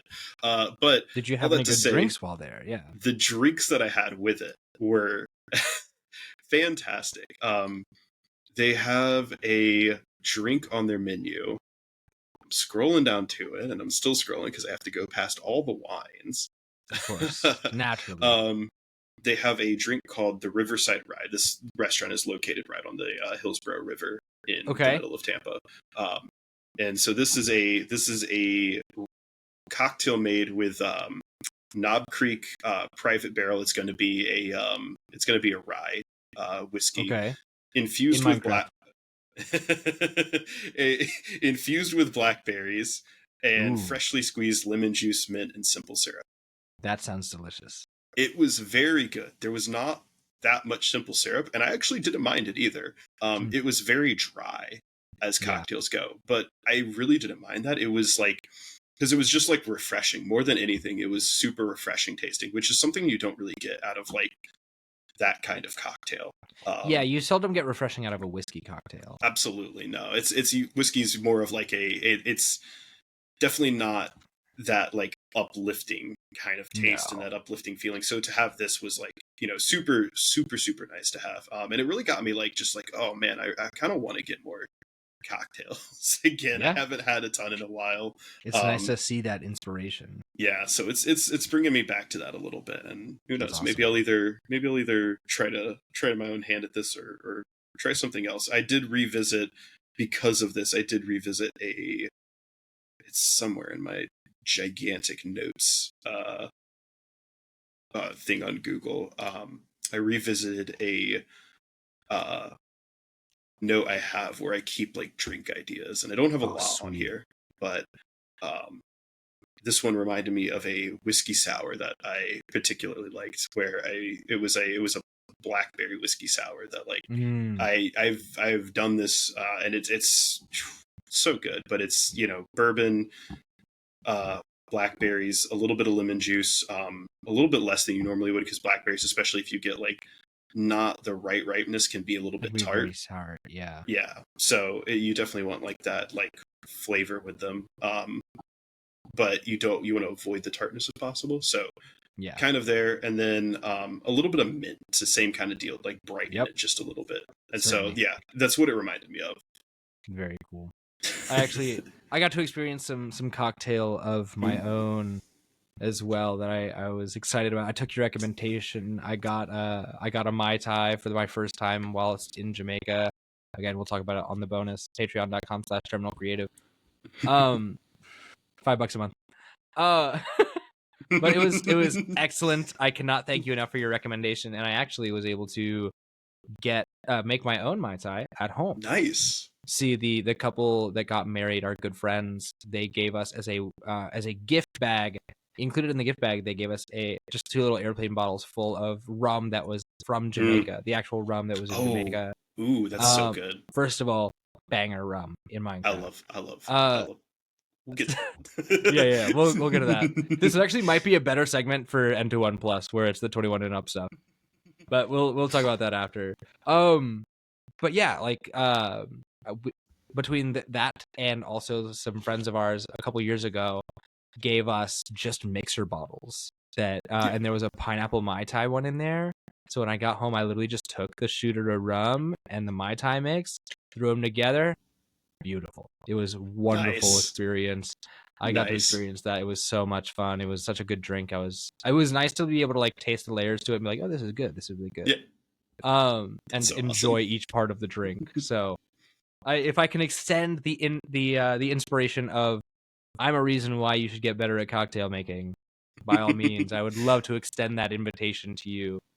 But I would not like to extend this segment much further. I'd like to finally close out this list of these great, impactful F block Pokemon. I had to make up for the terrible transition into the segment by getting out of it with some grace, man.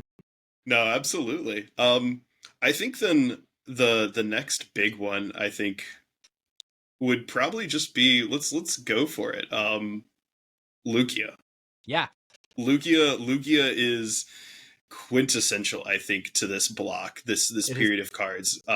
Yeah. Also aged like a fine wine. Yeah, a card that came out and absolutely dominated the format at the time that it came out. Having done the research myself and learned about it, and talking with you about that and learning just how oppressive broken Lugia was at the time period that it came out. This card enabled, I mean, it's obvious, like, it's not just Lugia couldn't have done it without Archeops, but it's also very clear that Archeops was almost exclusively made to exist for Lugia. Yeah. You were never getting two of those into play without Lugia. Set. Like, it's very clear that that's what it was actually, for. Omanite V is a really great way of getting these guys into play, believe it or not. Hold on now. But give LDF some credit, man. The dude at least messed with it, and he was like, look, it's a fun way to like meme around. Oh no, certainly. It's funny because there were some people who were like at first trying that, and then were like, oh, sorry, not Omanite, Omastar V. Omastar, yeah. Omastar V. Yeah, that guy was not good. No, certainly not. But it's like Lugia was clearly the way, and it happened that way. And like, while it was terrible for the game when it came out, Lugia has aged gracefully. And yes, I'm so blessed to have been able to see your reactions to Silver Tempest Lugia for the first time. What a beautiful moment for me to see. Was you realizing how terrible that was? But yeah, insane just choice to make this card at that time. Oh man, Lugia has gone from just this oppressive, disgusting force to being like just a solid deck. It puts food on the table. It is very good at what it does. Like, it's good at what it does. And it's had moments where it's felt like, oh man, this is a really, really good pick for this tournament. But then it does that for like a couple of weeks straight, and it's like, all right, I'm done. I'll chill out for a little bit. I think that was like one of the coolest things about it was like Lugia brings forth, like, because of how strong Lugia has always been in the format, it always brings forth people who are coming in to say, okay, let's start checking Lugia, because it's clear that Lugia is eating, but now it's eating too much. You know, now we have to, we need to win. You know, so we can't win unless Miraidons. Yeah, exactly. The Miraidon builds are going to have to come back in, and they're going to have to dominate Lugia again. And then Miraidon comes back in, and then you have the people say, okay, well, Miraidon, it created a fun game of rock, paper, scissors throughout formats where, you know, Lugia is good, and then Miraidon's good, and then Charizard is good because of that. And now Lugia is good again because Lugia is good into Charizard, you know, and it's just like this kind of cycle of it. And Lugia also gave like breath to some other stuff, like Single Strike was pivotal with Lugia. I got a chance to at least play a little bit of Single Strike Lugia, and that was such a fun deck. Like, I miss that kind of, like, just, it was fun. It was so much fun to like power up like a Tyranitar and blow stuff up for so much damage with that too. With like the Single Strike energy. Like, God, what a fun I almost deck forgot that Single Strike Lugia existed. What a cool deck. Yeah. And then like I remember the E blocks like rotating, you know, like kills it. But like, And Lugia is not good for a while, and then it's, it comes back later on. But like, yeah, just what a fun deck. Probably the most fun way to play Lugia, in my opinion. I'd say so. Especially if you ran the Urshifu. Bro, come on. Yeah, absolutely. Come on. Absolutely. But yeah, we saw Lugia just have like its ebbs and flows. It had its life, in the form of single strike.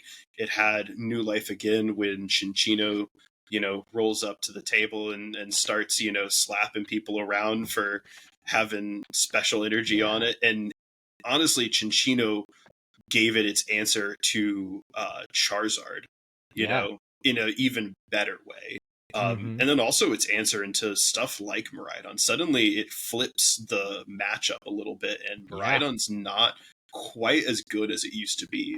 And then just like this late in its life cycle, getting the 2 variants where it's like, okay, you can either play the variant with the rats, or you can play like this colorless build with like the rats and Snorlax and like sometimes like a Regigigas, or you play the rainbow variant, Legacy Energy, Iron Hands, Luminions, Wellspring Ogerpon.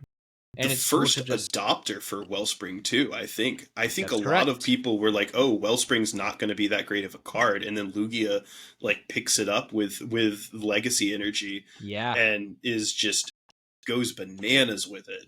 Truly, yeah. And it protects the energy too. Like, I think that was the greatest thing about it. Wellspring, Wellspring is a sitting duck after the Legacy goes away, but like, it also was just one of those things where like you protected your Legacy energy knowing that like it would go away, but also knowing that like you could make the safe play of blow up 2 small guys.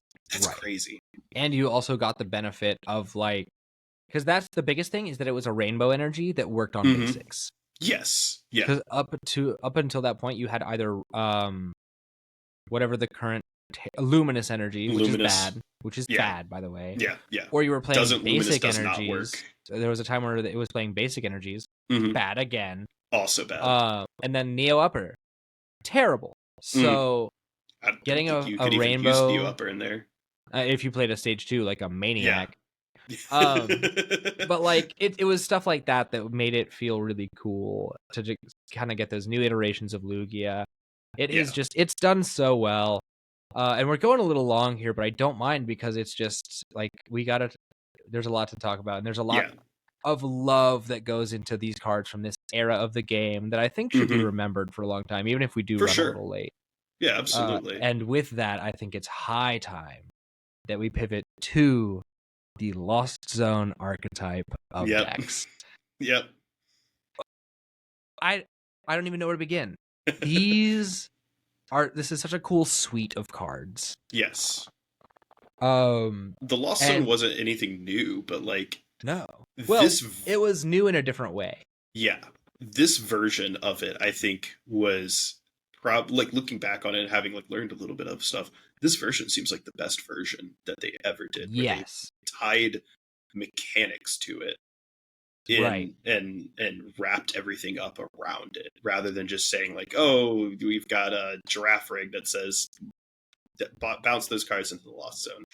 Rather than it just being like, oh, Pokemon has Exile too, don't worry. Yeah. It's like, no. We're going to tie parts of the game to numbers in the Lost Zone. And we're going to tie a draw engine to the Lost Zone. And it's like, it's just so cool to see all it was, and I hesitate to use this word, but it was perfect. No, I think that's correct. I think that the Lost Zone engine as a whole dictated the meta for probably the longest time, I think, out of almost any of these archetypes. Probably so. That came out around the same time period, from the time Lost Origin came out until it was a playmaker. Yeah, and it really only fell off once Kyurem finally came into the format, and even then, like, it still wasn't completely gone. Like, Lost Zone decks that still wanted to try their hand at it just started running double Manaphy. They just said, oh, okay, 2 You know, let's see you try to Trifrost when you Gust 1 and canceling Cologne 1, and the other one is still back here, and you can't blow anything up on the bench. You know? Yeah, absolutely. It's just it's a perfect archetype, and I love that it's had so many countless variations. I don't remember exactly where I was, but I remember the moment that Tord Reklev, what did he win LAIC or EUIC with Sablezard from like the get-go, the very first ever Lost Zone box build. I remember looking at it and be like, 6 energy, is this guy crazy? And then I'm like, well, it's actually pretty good. But it was that very first introduction with Radiant Charizard with the Sable Eyes. It was in the Lost Origin format. It was incredible. I remember seeing this and be like, this is great. This is game changing. Yeah. This one with like the Oranguru with the Primate Wisdom Oranguru. So good. And you just got all these benefits from having cards in the Lost Zone. You thinned out your deck. You got it so that your opponent couldn't disrupt necessarily all the stuff that they wanted to disrupt away from you. Because that's back when like Marnie was really heavily played, and now we've got like Anne and Judge and Unfair Stamp. Did I say Anne? I meant Iono. Yeah, same kind of concept. Yeah, being able to run a deck that ran Path to the Peak and loved it because it got to just like demoralize anything else that it was going up against and solve all of its problems. A deck that made perfect use out of no balls because it just needed Battle VIP Pass and Fog Crystal in that time period. A deck that had access to all of these switching options. A deck that loved Escape Rope, loved Cross Switcher, like God, cards that were great at their time period, but cards that had beloved amazing life in this deck. And then just a deck that's like, okay, we lose those, we find new things to pivot to. That's the thing. It had so many options because you had this iteration. You had Gudra. You had Giratina. You had what was it? You had the Greninja builds where it was more of a turbo build with like the Dragonite V and the Raikou and like this, that, and the third, and all these little attackers. I remember putting a block face Ice-Q in Pulk Intel for the Lost Zone matchup where I was like, I need this. Like, because it was so important to have those options. And now the deck was not without fault. The classic turbo build. Yeah, the classic turbo build. I love it. and now it's also got like Kyogre Lost Box. Kyogre in Lost Box. Good. Just when you thought you could get away from like losing, your opponent is like almost decked themselves out. They have no cards Energy left. Recycler, Kyogre. They use Energy Recycler, Recycler, put 5 cards back in the deck, and then say, Kyogre, Perish. mill those 5, 250 onto 2 of your benched Pokemon. I'll take 4 prizes, please. Thank you. Sign the slip. Yep. Like just the inevitability of like having stuff like that. Yeah. So good. And like your opponent couldn't even really do anything about it. Yeah, absolutely. But yeah, what was it? Sorry. No, just and like all these iterations of like going to these new turbo builds, the new build with Pikachu, the worst version, Sablezard, the best version. Like all these cool different builds we've had throughout like the lifespan of these cards. It has been so remarkable to just watch these cards change throughout the years. Granted, again, it was not without fault because for a while it was heavily gatekeeping a lot of like single prize decks. It is, and like I do want to honor that and mention that like for a while it was a problem. There were discussions about banning Sableye. I think those discussions were stupid, but there were conversations being had, and there were times where I was like, dude, I get it. Yeah, absolutely. But now fast forward to now and it feels exactly like how it should. It feels perfect. It feels good. It feels a step above the rest. Not necessarily like the best deck in format undisputed, but it feels just so good. And it's one of those like decks that lets a good player be good. It really it gives you the feedback loop of like, oh, I make a play that I know is good and I reap the benefits, and they're really good benefits. Yeah, I think that's like probably one of the best things to take away from the deck is like it it was a deck that said if you play this right, you will win, and if you play it wrong, you're probably going to lose. But it also Yeah. it's such a good teaching deck, I think, for the game. Weirdly it's enough, it's yes. it was one of the first decks that like one of the first real competitive decks that I picked up when I was doing like the Gudra build, and then when I was doing the Sablezard build. You know, it was a great way to like learn, and the Turbo build too. Honestly, it was a great way to just learn gameplay loop. Honestly, more than anything else, you got a chance to like play out your turns and say, okay, I think this is the right choice in this moment. And you always had to say, what's the right choice in this moment with all the knowledge I have available to me? What can I afford to not play with for the rest of the game? But what does that open up? You know, like there's plenty of times, and then like it's we've said it before where like we'll play Sablezard and it's like, oh, you know, I feel comfortable getting rid of some of this stuff because like I'm losing a thing that I don't really care about losing at this point in the game. I've already, you know, I've gotten like 2 Comfey out. I've got 3 on the board now. And I don't need another the other one is, I'm good. Yeah, the other one's in the discard. Or even like I pulled a Comfey, like my 4th Comfey off of like a Flower Select. And it's like, I don't really need a 4th one. I'm good, cool with 3. You know, I think 3 Comfey, I don't really ever think you actually need 4 Comfey in play. That's my personal take. No, that's just fact. You never need 4. I think unless 3 you're in is desperate throws. That's true. That's true. I think 3 is like probably the most optimal you need at any point in time. Yeah. And like, so it's like, oh, I pulled my 4th one off of Flower Select. I'll toss him. The other card may not even be necessary, but it's always more impactful than that 4th Comfey. Right. I don't need Buddy Poffins anymore because I've gotten the Comfeys out and I don't need them again at any point. I'm not going to rob them back in. Get rid of that guy. I've gotten enough switches in the game at this point. I don't need to switch too much anymore. I can just push things when I get KO'd. I can retreat in different ways. So get rid of my switch, you know? Or even like some people will like balk at the idea of like getting rid of a Mirage Gate, but like late game, it's like sometimes you can get rid of like up to 2 Mirage Gates a game and be fine. You really can. You really can. Like at least with the Sablezard build. If you're playing the Pikachu build, shut up. You don't count. Yeah, don't do that. But like, and just I love like the way that it's just been able to incorporate so many cool attackers too. You have the turbo builds that like have evolved from like, you know, Dragonite V and Kyogre, like we mentioned, to like EX build. Right, there was a time where Hoopa EX was in it. There was a time where Groudon was in it, and we were trying to like blow stuff up with fighting energy with Groudon because Iron Hands was like so oppressive for a time period. There was a time where you put the Groudon in with the Iron Hands in the same build because Iron Hands was oppressive, and you could Iron Hands your opponent's weak Pokemon. Raikou, like we mentioned, Raikou V was super impactful in this deck for a while, and absolutely a staple. Roaring Moon saw life in this deck, especially in that Hoopa build because you needed the dark energy for the Hoopa anyway. So now you've got Roaring Moon, who's a good attacker and has a delete button attached to it.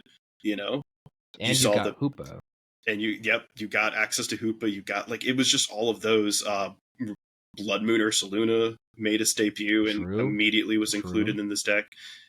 Pikachu was. The build is still not like the best build. I'm still gonna like it's still not, but it's still like another cool inclusion and it's nice to have a natural fit. You know, into this deck. Yeah, absolutely. I just think this deck had so much power. There were even moments where people were playing like Lost Zone Charizard, Lost Zone Dragapult. That they tried making that work, and it wasn't good. Yeah, it wasn't good, but it speaks volumes to like the efficacy of this engine. Yes. Yeah, absolutely. I remember even like it's funny, I was reminded of this because I see him typing in the Discord right now. Big Matt is a known Lost Box chef. Bro cooked up the super effective glasses build. He cooked up so many. That's right. Bro. I remember that. I do remember that card coming into this. God. It just so many crazy builds of Lost Zone that he specifically cooked up, and just like a bunch of other stuff that was so cool. Yeah, absolutely. It's such a good engine. I can't. And it's funny, you were talking about Gudra. There was even like for a while I had a pipe dream of like, what if we play Lost Zone Gudra and then we fit a Fantina in there? where you get like your 10. What is Fantina doing? Fantina says if you have 10 or more in the Lost Zone, you play it and you take like 60 less damage from Pokemon V next turn or something ridiculous like that. It is a crazy God, 120 less damage from attacks right. from It's your opponent's 120 V less, Pokemon. yeah. Yo, that is crazy. That's crazy. But of course, it was work. only against V Pokemon, and it got printed at a bad time for it. But it was just like, dude, this would have been so sick. With Goodra, that would have been a with banger Goodra specifically, card. yeah. Oh man, drop a Fantina, Goodra, and just watch your opponent like cry as they can't hit any damage. I will Trinity Nova for 0 damage. It's literally just blocking 200 damage like that between Goodra and the Fantina. That's insane. Like, come on, dude. It honestly makes me think, like, what if we drafted Lost Origin? Or like a Lost Origin specific cube where you got like Fantinas and Goodras and stuff. Well, honestly, that would be cool because there's so many crazy cool Lost Zone mechanic cards that probably just never saw play. I know there's some that like just never saw play. Shiftry and Magcargo. Shiftry, Magcargo, the Barbarical was another one that never saw play. Aerodactyl V-Star. Yep. Aerodactyl Rotom V-Star. My beloved. Dude, I love Rotom V-Star. I love the concept of that deck. That is the people who have cooked that deck, I think, are some of the coolest people in this game because it's a surprisingly difficult deck to cook. Yes. Believe it or not. So no, absolutely. And just, the Lost Zone just in general was so crazy. It's a love letter to people who like this game, I think. Yeah. And it had like some stuff in it too that you could use elsewhere. Like Colress's Experiment was used in other decks and other forms of deck building. Sometimes it's nice to just C5. Mm-hmm. Like it's a C5, keep 3, ditch 2, and like that's good. Like really good on a supporter. Like we talked about, like, I mean, I said like it would take like Daisy like a draw 5 to like be good. I still think that that's true because like Colress is basically a draw 5. You just don't get to keep all of them, but it is effectively a draw 5. It's the same reason why stuff like the Colress and Comfey and Lostina's Abyss Seeking are the same exact reasons why stuff like Dracloak is really good right now, because you get to see more cards. Yeah, scrying is just such a strong mechanic in any sort of card game. No matter what game you play, it's always going to be a strong mechanic. So even literally Slay the Spire, where it's like one of the most busted in that game. It's super good. But I think we have harped on long enough about Lost Zone. I guess the next thing to talk about is one of those cards that did not quite get its Lost Zone moment, Rotom V.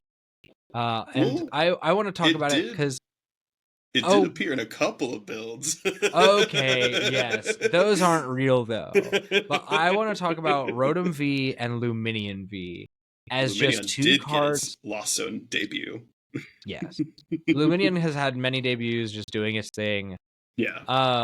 But I am thrilled to see that lately Rotom V, I guess we can kind of lump this in there too, but we'll expand on it more in a little bit, was Forest Sealstone with Rotom V and Luminion V. Just the format is so central around these 3 cards.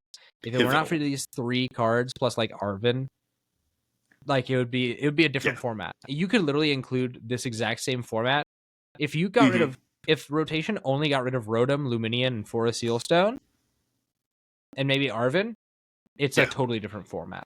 Yeah, entirely drastically different format. So like. We would probably be in a very comparable spot, honestly, except Lost Zone would still exist. but yeah. All that to say, like, it's cool that like Luminion's always been good. Search for a supporter, good effect on a basic 2-price Pokemon. Very very cool. Rotom, when it first came out, everyone was like, this card is bad. And they were right for a long time, but I loved that card. I love Rotom again, Gen 4 head. And then just seeing how good it's become lately has been like, this is vindicating. Yeah, because I like Rotom. What are your thoughts on those two guys? And I mean, to a like, lesser extent, Fort of Sealstone. I think like all, again, like you said, all three are just so strong and meta defining, format defining, generation defining. Honestly, they like, they have created. I mean, they're just so good. Like Rotom coming like in and being the backbone for a lot of stage 2 decks. You know, this piece that Charizard wants out on turn 1 so that it can draw 3 more cards, you know, and this piece that's like it's functions as its way to also search your deck, because you're going to put Forest Sealstone in there, because you're going to run Arven in your Charizard deck, so you're going to run the Forest Sealstone and some other tools to go with it. You're going to try to get that Rotom out. You're going to but you're going to search for 3 cards, or draw 3 cards, and then you're going to attach the Sealstone the next turn, and you're going to get everything you need to get Charizard out. People are always complaining Charizard always has it, but it always makes sense that Charizard has it when you think about it. When you draw 3 and get whatever you want for the last one. Yeah, like it does make sense that like Charizard can find its between like a search and a draw 3 on its first turn. Absolutely can find its way into the stuff it needs for Pidgeot and Charizard EX in the same turn. Like Candy Pidgeot, Candy Charizard. That's like, you know, tale as old as time, but like it makes sense, you know? Yeah. And then, like, if you aren't going to Lumineon for it, or if you're not going to Rotom for it, you can always Lumineon for it, because it does the same thing. That's Lumineon grabbing you the supporter that you need. Oh, well, I guess I'll grab myself an Arven off the Lumineon to get the pieces I need. And then I'll also go get exactly for Sealstone to get the one single yes. other. Yeah, it's just like, it's just a concept that works. And I mean, we mentioned how good Lost Box was. Lost Box included Lumineon at times, and there were the Lost Box builds that included Town Store, and they included Town Store and Forest Sealstone just so they could like make use of that. That was Andrew Hedrick got like first place with that at one, you know, in like a couple of tournaments easily. I know for sure, but like other people have done the same thing, like Town Store into Forest Seal, Lumineon, get whatever you want, make your Lost Box deck blow something up like that. Crazy work. Lumineon gets even without the tool search, like the OG Turbo Lost Box build had just 2 Forest Sealstones because they were good to go get whatever you want and then vacuum them away.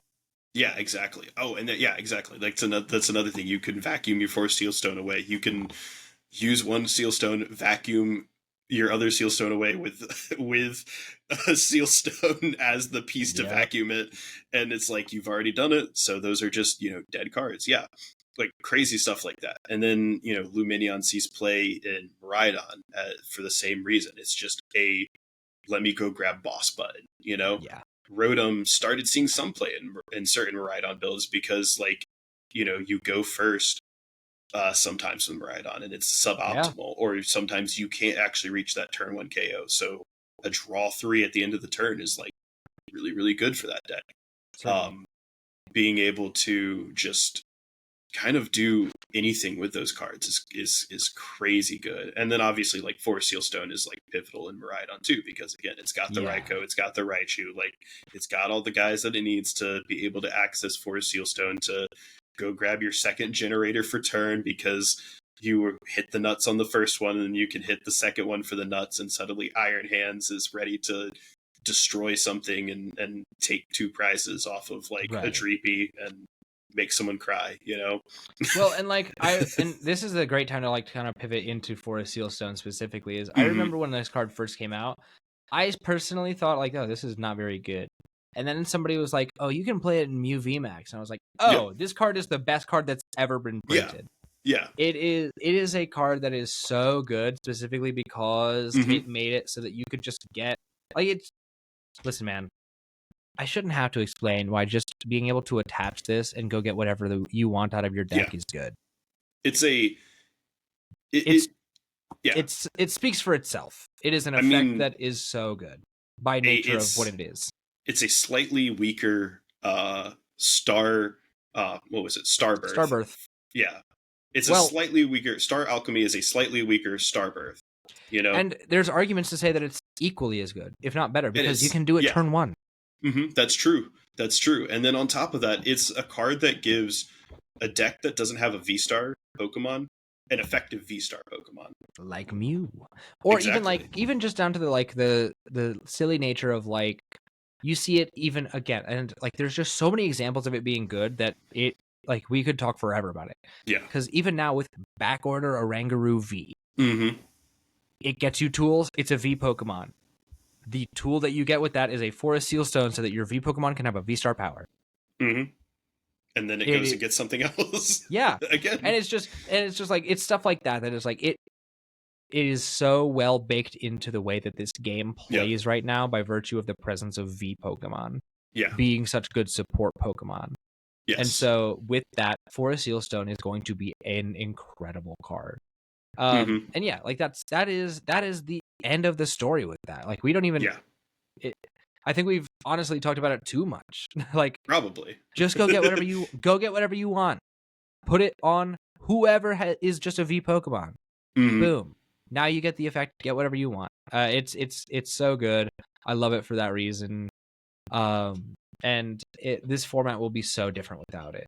Yeah, absolutely. Which brings us to the final 1/2, or I guess the last item on this list, really. Unless you had anything else you wanted to add. No, I'm pretty much there with you. The last kind of grouping of cards, and two very specific cards in that grouping, with one being 3. Bonkers. 3? 3. I've got a third. Ooh, you've got a third. That's fair. Okay. There's a few in here. All but one, really. Yeah, I mean, there's one that's like the standout, miles ahead of all the others, but like, yes, there's a few in here that you could say.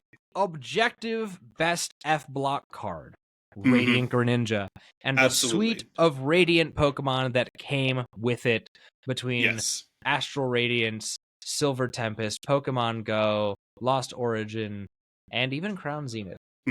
These are so sick, and they've been so sick. First of all, it's always nice to have shiny Pokemon in the format. Yeah, these just having their own special thing, awesome. It's super cool looking. But then we take a closer look at them. What are your two on the first two that you saw? I think I have a good guess because obviously one is Greninja. The one is Greninja and the other is Charizard. It's Radiant Greninja and Radiant Charizard. Those are the two like quintessential Radiant Pokemon. Those are the two normie answers for sure. Absolutely. I could say, like, if I wanted to give like an extra little, like, you know, up to like a top 5, I'd probably throw in somewhere in no specific order because I don't know that I could. Well, I could probably order them actually. Radiant Alakazam, Radiant Serena, and Radiant Hisuian Sneasler, I think. Yeah. Those are the other ones. I mean, there's like other ones. We could say like the situation for like Radiant Heatran. Like, I ran that in an Arc Armarouge build because it was cool with like Magma Basin as like a setup guy. That was the reason to play that. You know, or like Radiant Gardevoir was good for a time period where like V Pokemon were crazy good, and Arceus loved the Radiant Gardevoir as like a little bit of extra, you know, -20, along with like maybe a V-Guard energy that it had attached, so it's like stopping 50 per turn coming into it. Like, those are cool. I guess like if you wanted to, you know, do the Radiant Charizbug with, you know, Hisuian Zoroark, you know, you had that, like, it's just a cool out to have that. Yeah. Also, Radiant Charizbug just looks cool. Like, he's a cutie. Yeah. I love that guy. I liked that they printed Radiant Eternatus at the end of a format that was like, this guy is terrible. It's so heartbreaking because it could have been bonkers. Oh, I love the idea. I love the idea of this card where it's like you can just go cheat out something crazy, but it ends your turn. Something crazy. To something crazy, and it ends your turn. Imagine this like came out when like Mew VMAX was like insane, and you could. It would have been bad. Mew. It would not have been a Fusion Strike Pokemon. What would have been crazy though was Malamar VMAX probably. Or even just like early days of Shadow Rider Calyrex VMAX. Yeah. Being able to cheat them out with Radiant D-Turn would have just been so cool. And I can see us getting a similar effect with like Megas, where it's like, okay, go get like 3 Megas or something like that and put them on your bench. Yeah, cheat like a mega out. Like, yeah, that would be cool. I mean, even people were doing stuff like the Radiant Blastoise, you know, to like get some damage counters in play, and that was like kind of a fun idea for a little while. But it's like, yeah, it really, when it does come down to it, I think we, you know, you can say the top 5, yeah, would absolutely be Radiant Greninja, Charizard, Alakazam, Serena, and Sneasler. Like, Yeah. I With think Gardevoir those thrown are in too, for good measure. yeah, yeah. I think But those are like the true like stars out of yeah, this grouping of cards. absolutely. I would be remiss not to mention the Destructive Finish Radiant Steelix. That's fair. Just because I love that guy. He's silly. But That's super fair. But like, yeah, no, other than that, that's totally inaccurate. Like 5 is that these are just cool. They're such strong Pokemon. Radiant Greninja should have never been printed, and I stand by that. Oh my god. Absolutely broken as cards go. Like, truly, truly. Yeah. Also, this guy was one of the best effects. Yeah, go ahead. One of the best effects, one of the best attacks on a card ever. Like, they put Moonlight Shuriken on a basic Pokemon. Yeah. Yeah. Just really soak that in for a second. The cost for it was not like all that difficult to hit when you printed this in the same set as Palkia V-Star. Exactly, when Palkia like existed in the format at the same exact time, and you're just like, oh, okay, well I'll just fill this guy up, you know. I'll discard my energy with Greninja and then put him back on Greninja with Palkia. Yep. Also okay. Melody at the same time too, so that you could just. Well, Melanie couldn't do to Radiance, just V's. No, it could do to V's, but it did make the ability to then Star Portal onto a Greninja a much more comfortable decision, where you could say, okay, I'm going to go all 3 onto Greninja, attach a 4th energy onto Greninja, and then I'm gonna Melody onto my Palkia, draw 3, below 2 little guys up with Moonlight Shuriken, and then do that again next turn when I attach for turn. And also, for good measure, Melanie again, and get that 2nd energy onto Palkia, and it's just sitting there in the back, you know? Yeah. Absolutely insane, just like what that does to a format. Yeah. It's true. I got a soft spot again for Radiant Alakazam. We don't have to talk about it, but like it's just this is a series of like gimmick cards that had a lot of bangers. And I will miss them for a very long time. I think I like the A-Specs, but these are a cooler concept than the A-Specs, you know? Yeah. Every day they all provide something that's very strong that would feel overpowered if you had any more than one in a deck. And imagine 4 Radiant Greninjas, dude. Shut up. Oh my god. Imagine also and the ability to have multiple. Like, imagine having Radiant Greninja and Radiant Serena in the same deck. Radiant also, Greninja, Radiant Charizard. Also, yeah, or while you have like Radiant Alakazam in that deck too, you can like piece that damage out, move it around with Radiant Alakazam to make the Greninja KOs easier. Like, yeah. Like, it's just stuff like that. Radiant Serena, and like you're healing everything every turn while your Greninja's drawing you cards. Like, yeah. And then, absolutely. The Charizard just being there with like, okay, in game, this guy that blows stuff up, that flips like the Charizard matchup, you know, into like favorable, because now Charizard doesn't have to commit a 2 prize attacker at the end of a game to blow up something for a single fire energy. Let's attach Defiance Band and hit for 280, you know, like it's just crazy. Or Choice Band when V's were still like popular, and then you could like answer, you know, the Giratinas, the Lugias, that kind of stuff. Yeah. Absolutely insane. Yeah, these are going to be the most missed cards of F Block by a long shot. Yeah, and I'll be sad to see him go. Every one of these cards, especially, of course, Radiant Baby. If you know, you know. For those watching at home, I introduced Johnny into the lore of Radiant Baby in the Greater Charlotte Discord today, and it was incredible. That's hilarious. Again, if you know, you know. But yeah, that's all I got, man. Is there anything on your list that we didn't touch?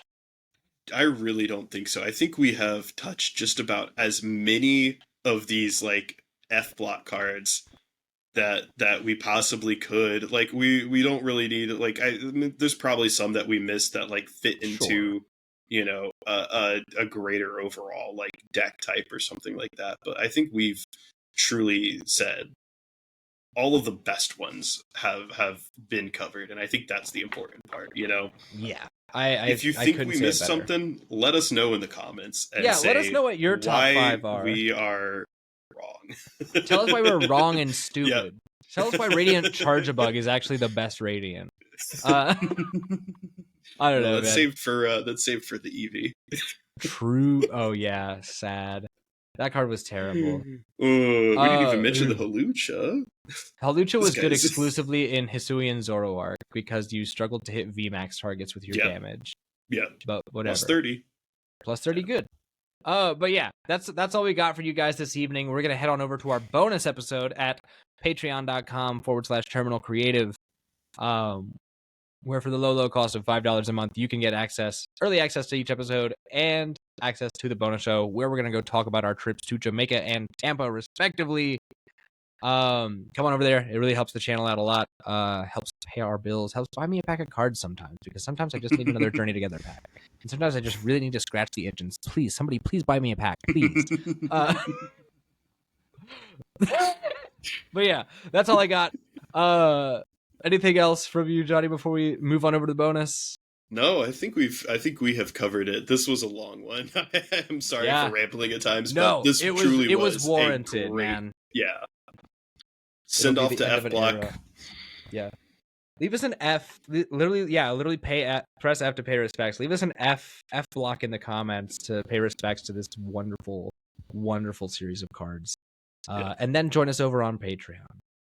But until then, if you're not going to join us over there, we hope to see you in the next one next week, where we will be interviewing our testing group for Atlanta. We're going to be having a nice little chat about what we've been expecting, what we're going to expect, and just kind of how testing has been as a group. Yeah. So thank you all for coming and watching. Like, comment, sub, tell your friends, join the Patreon, all the actions, all the call to actions. And until then, we will see you around. Peace out.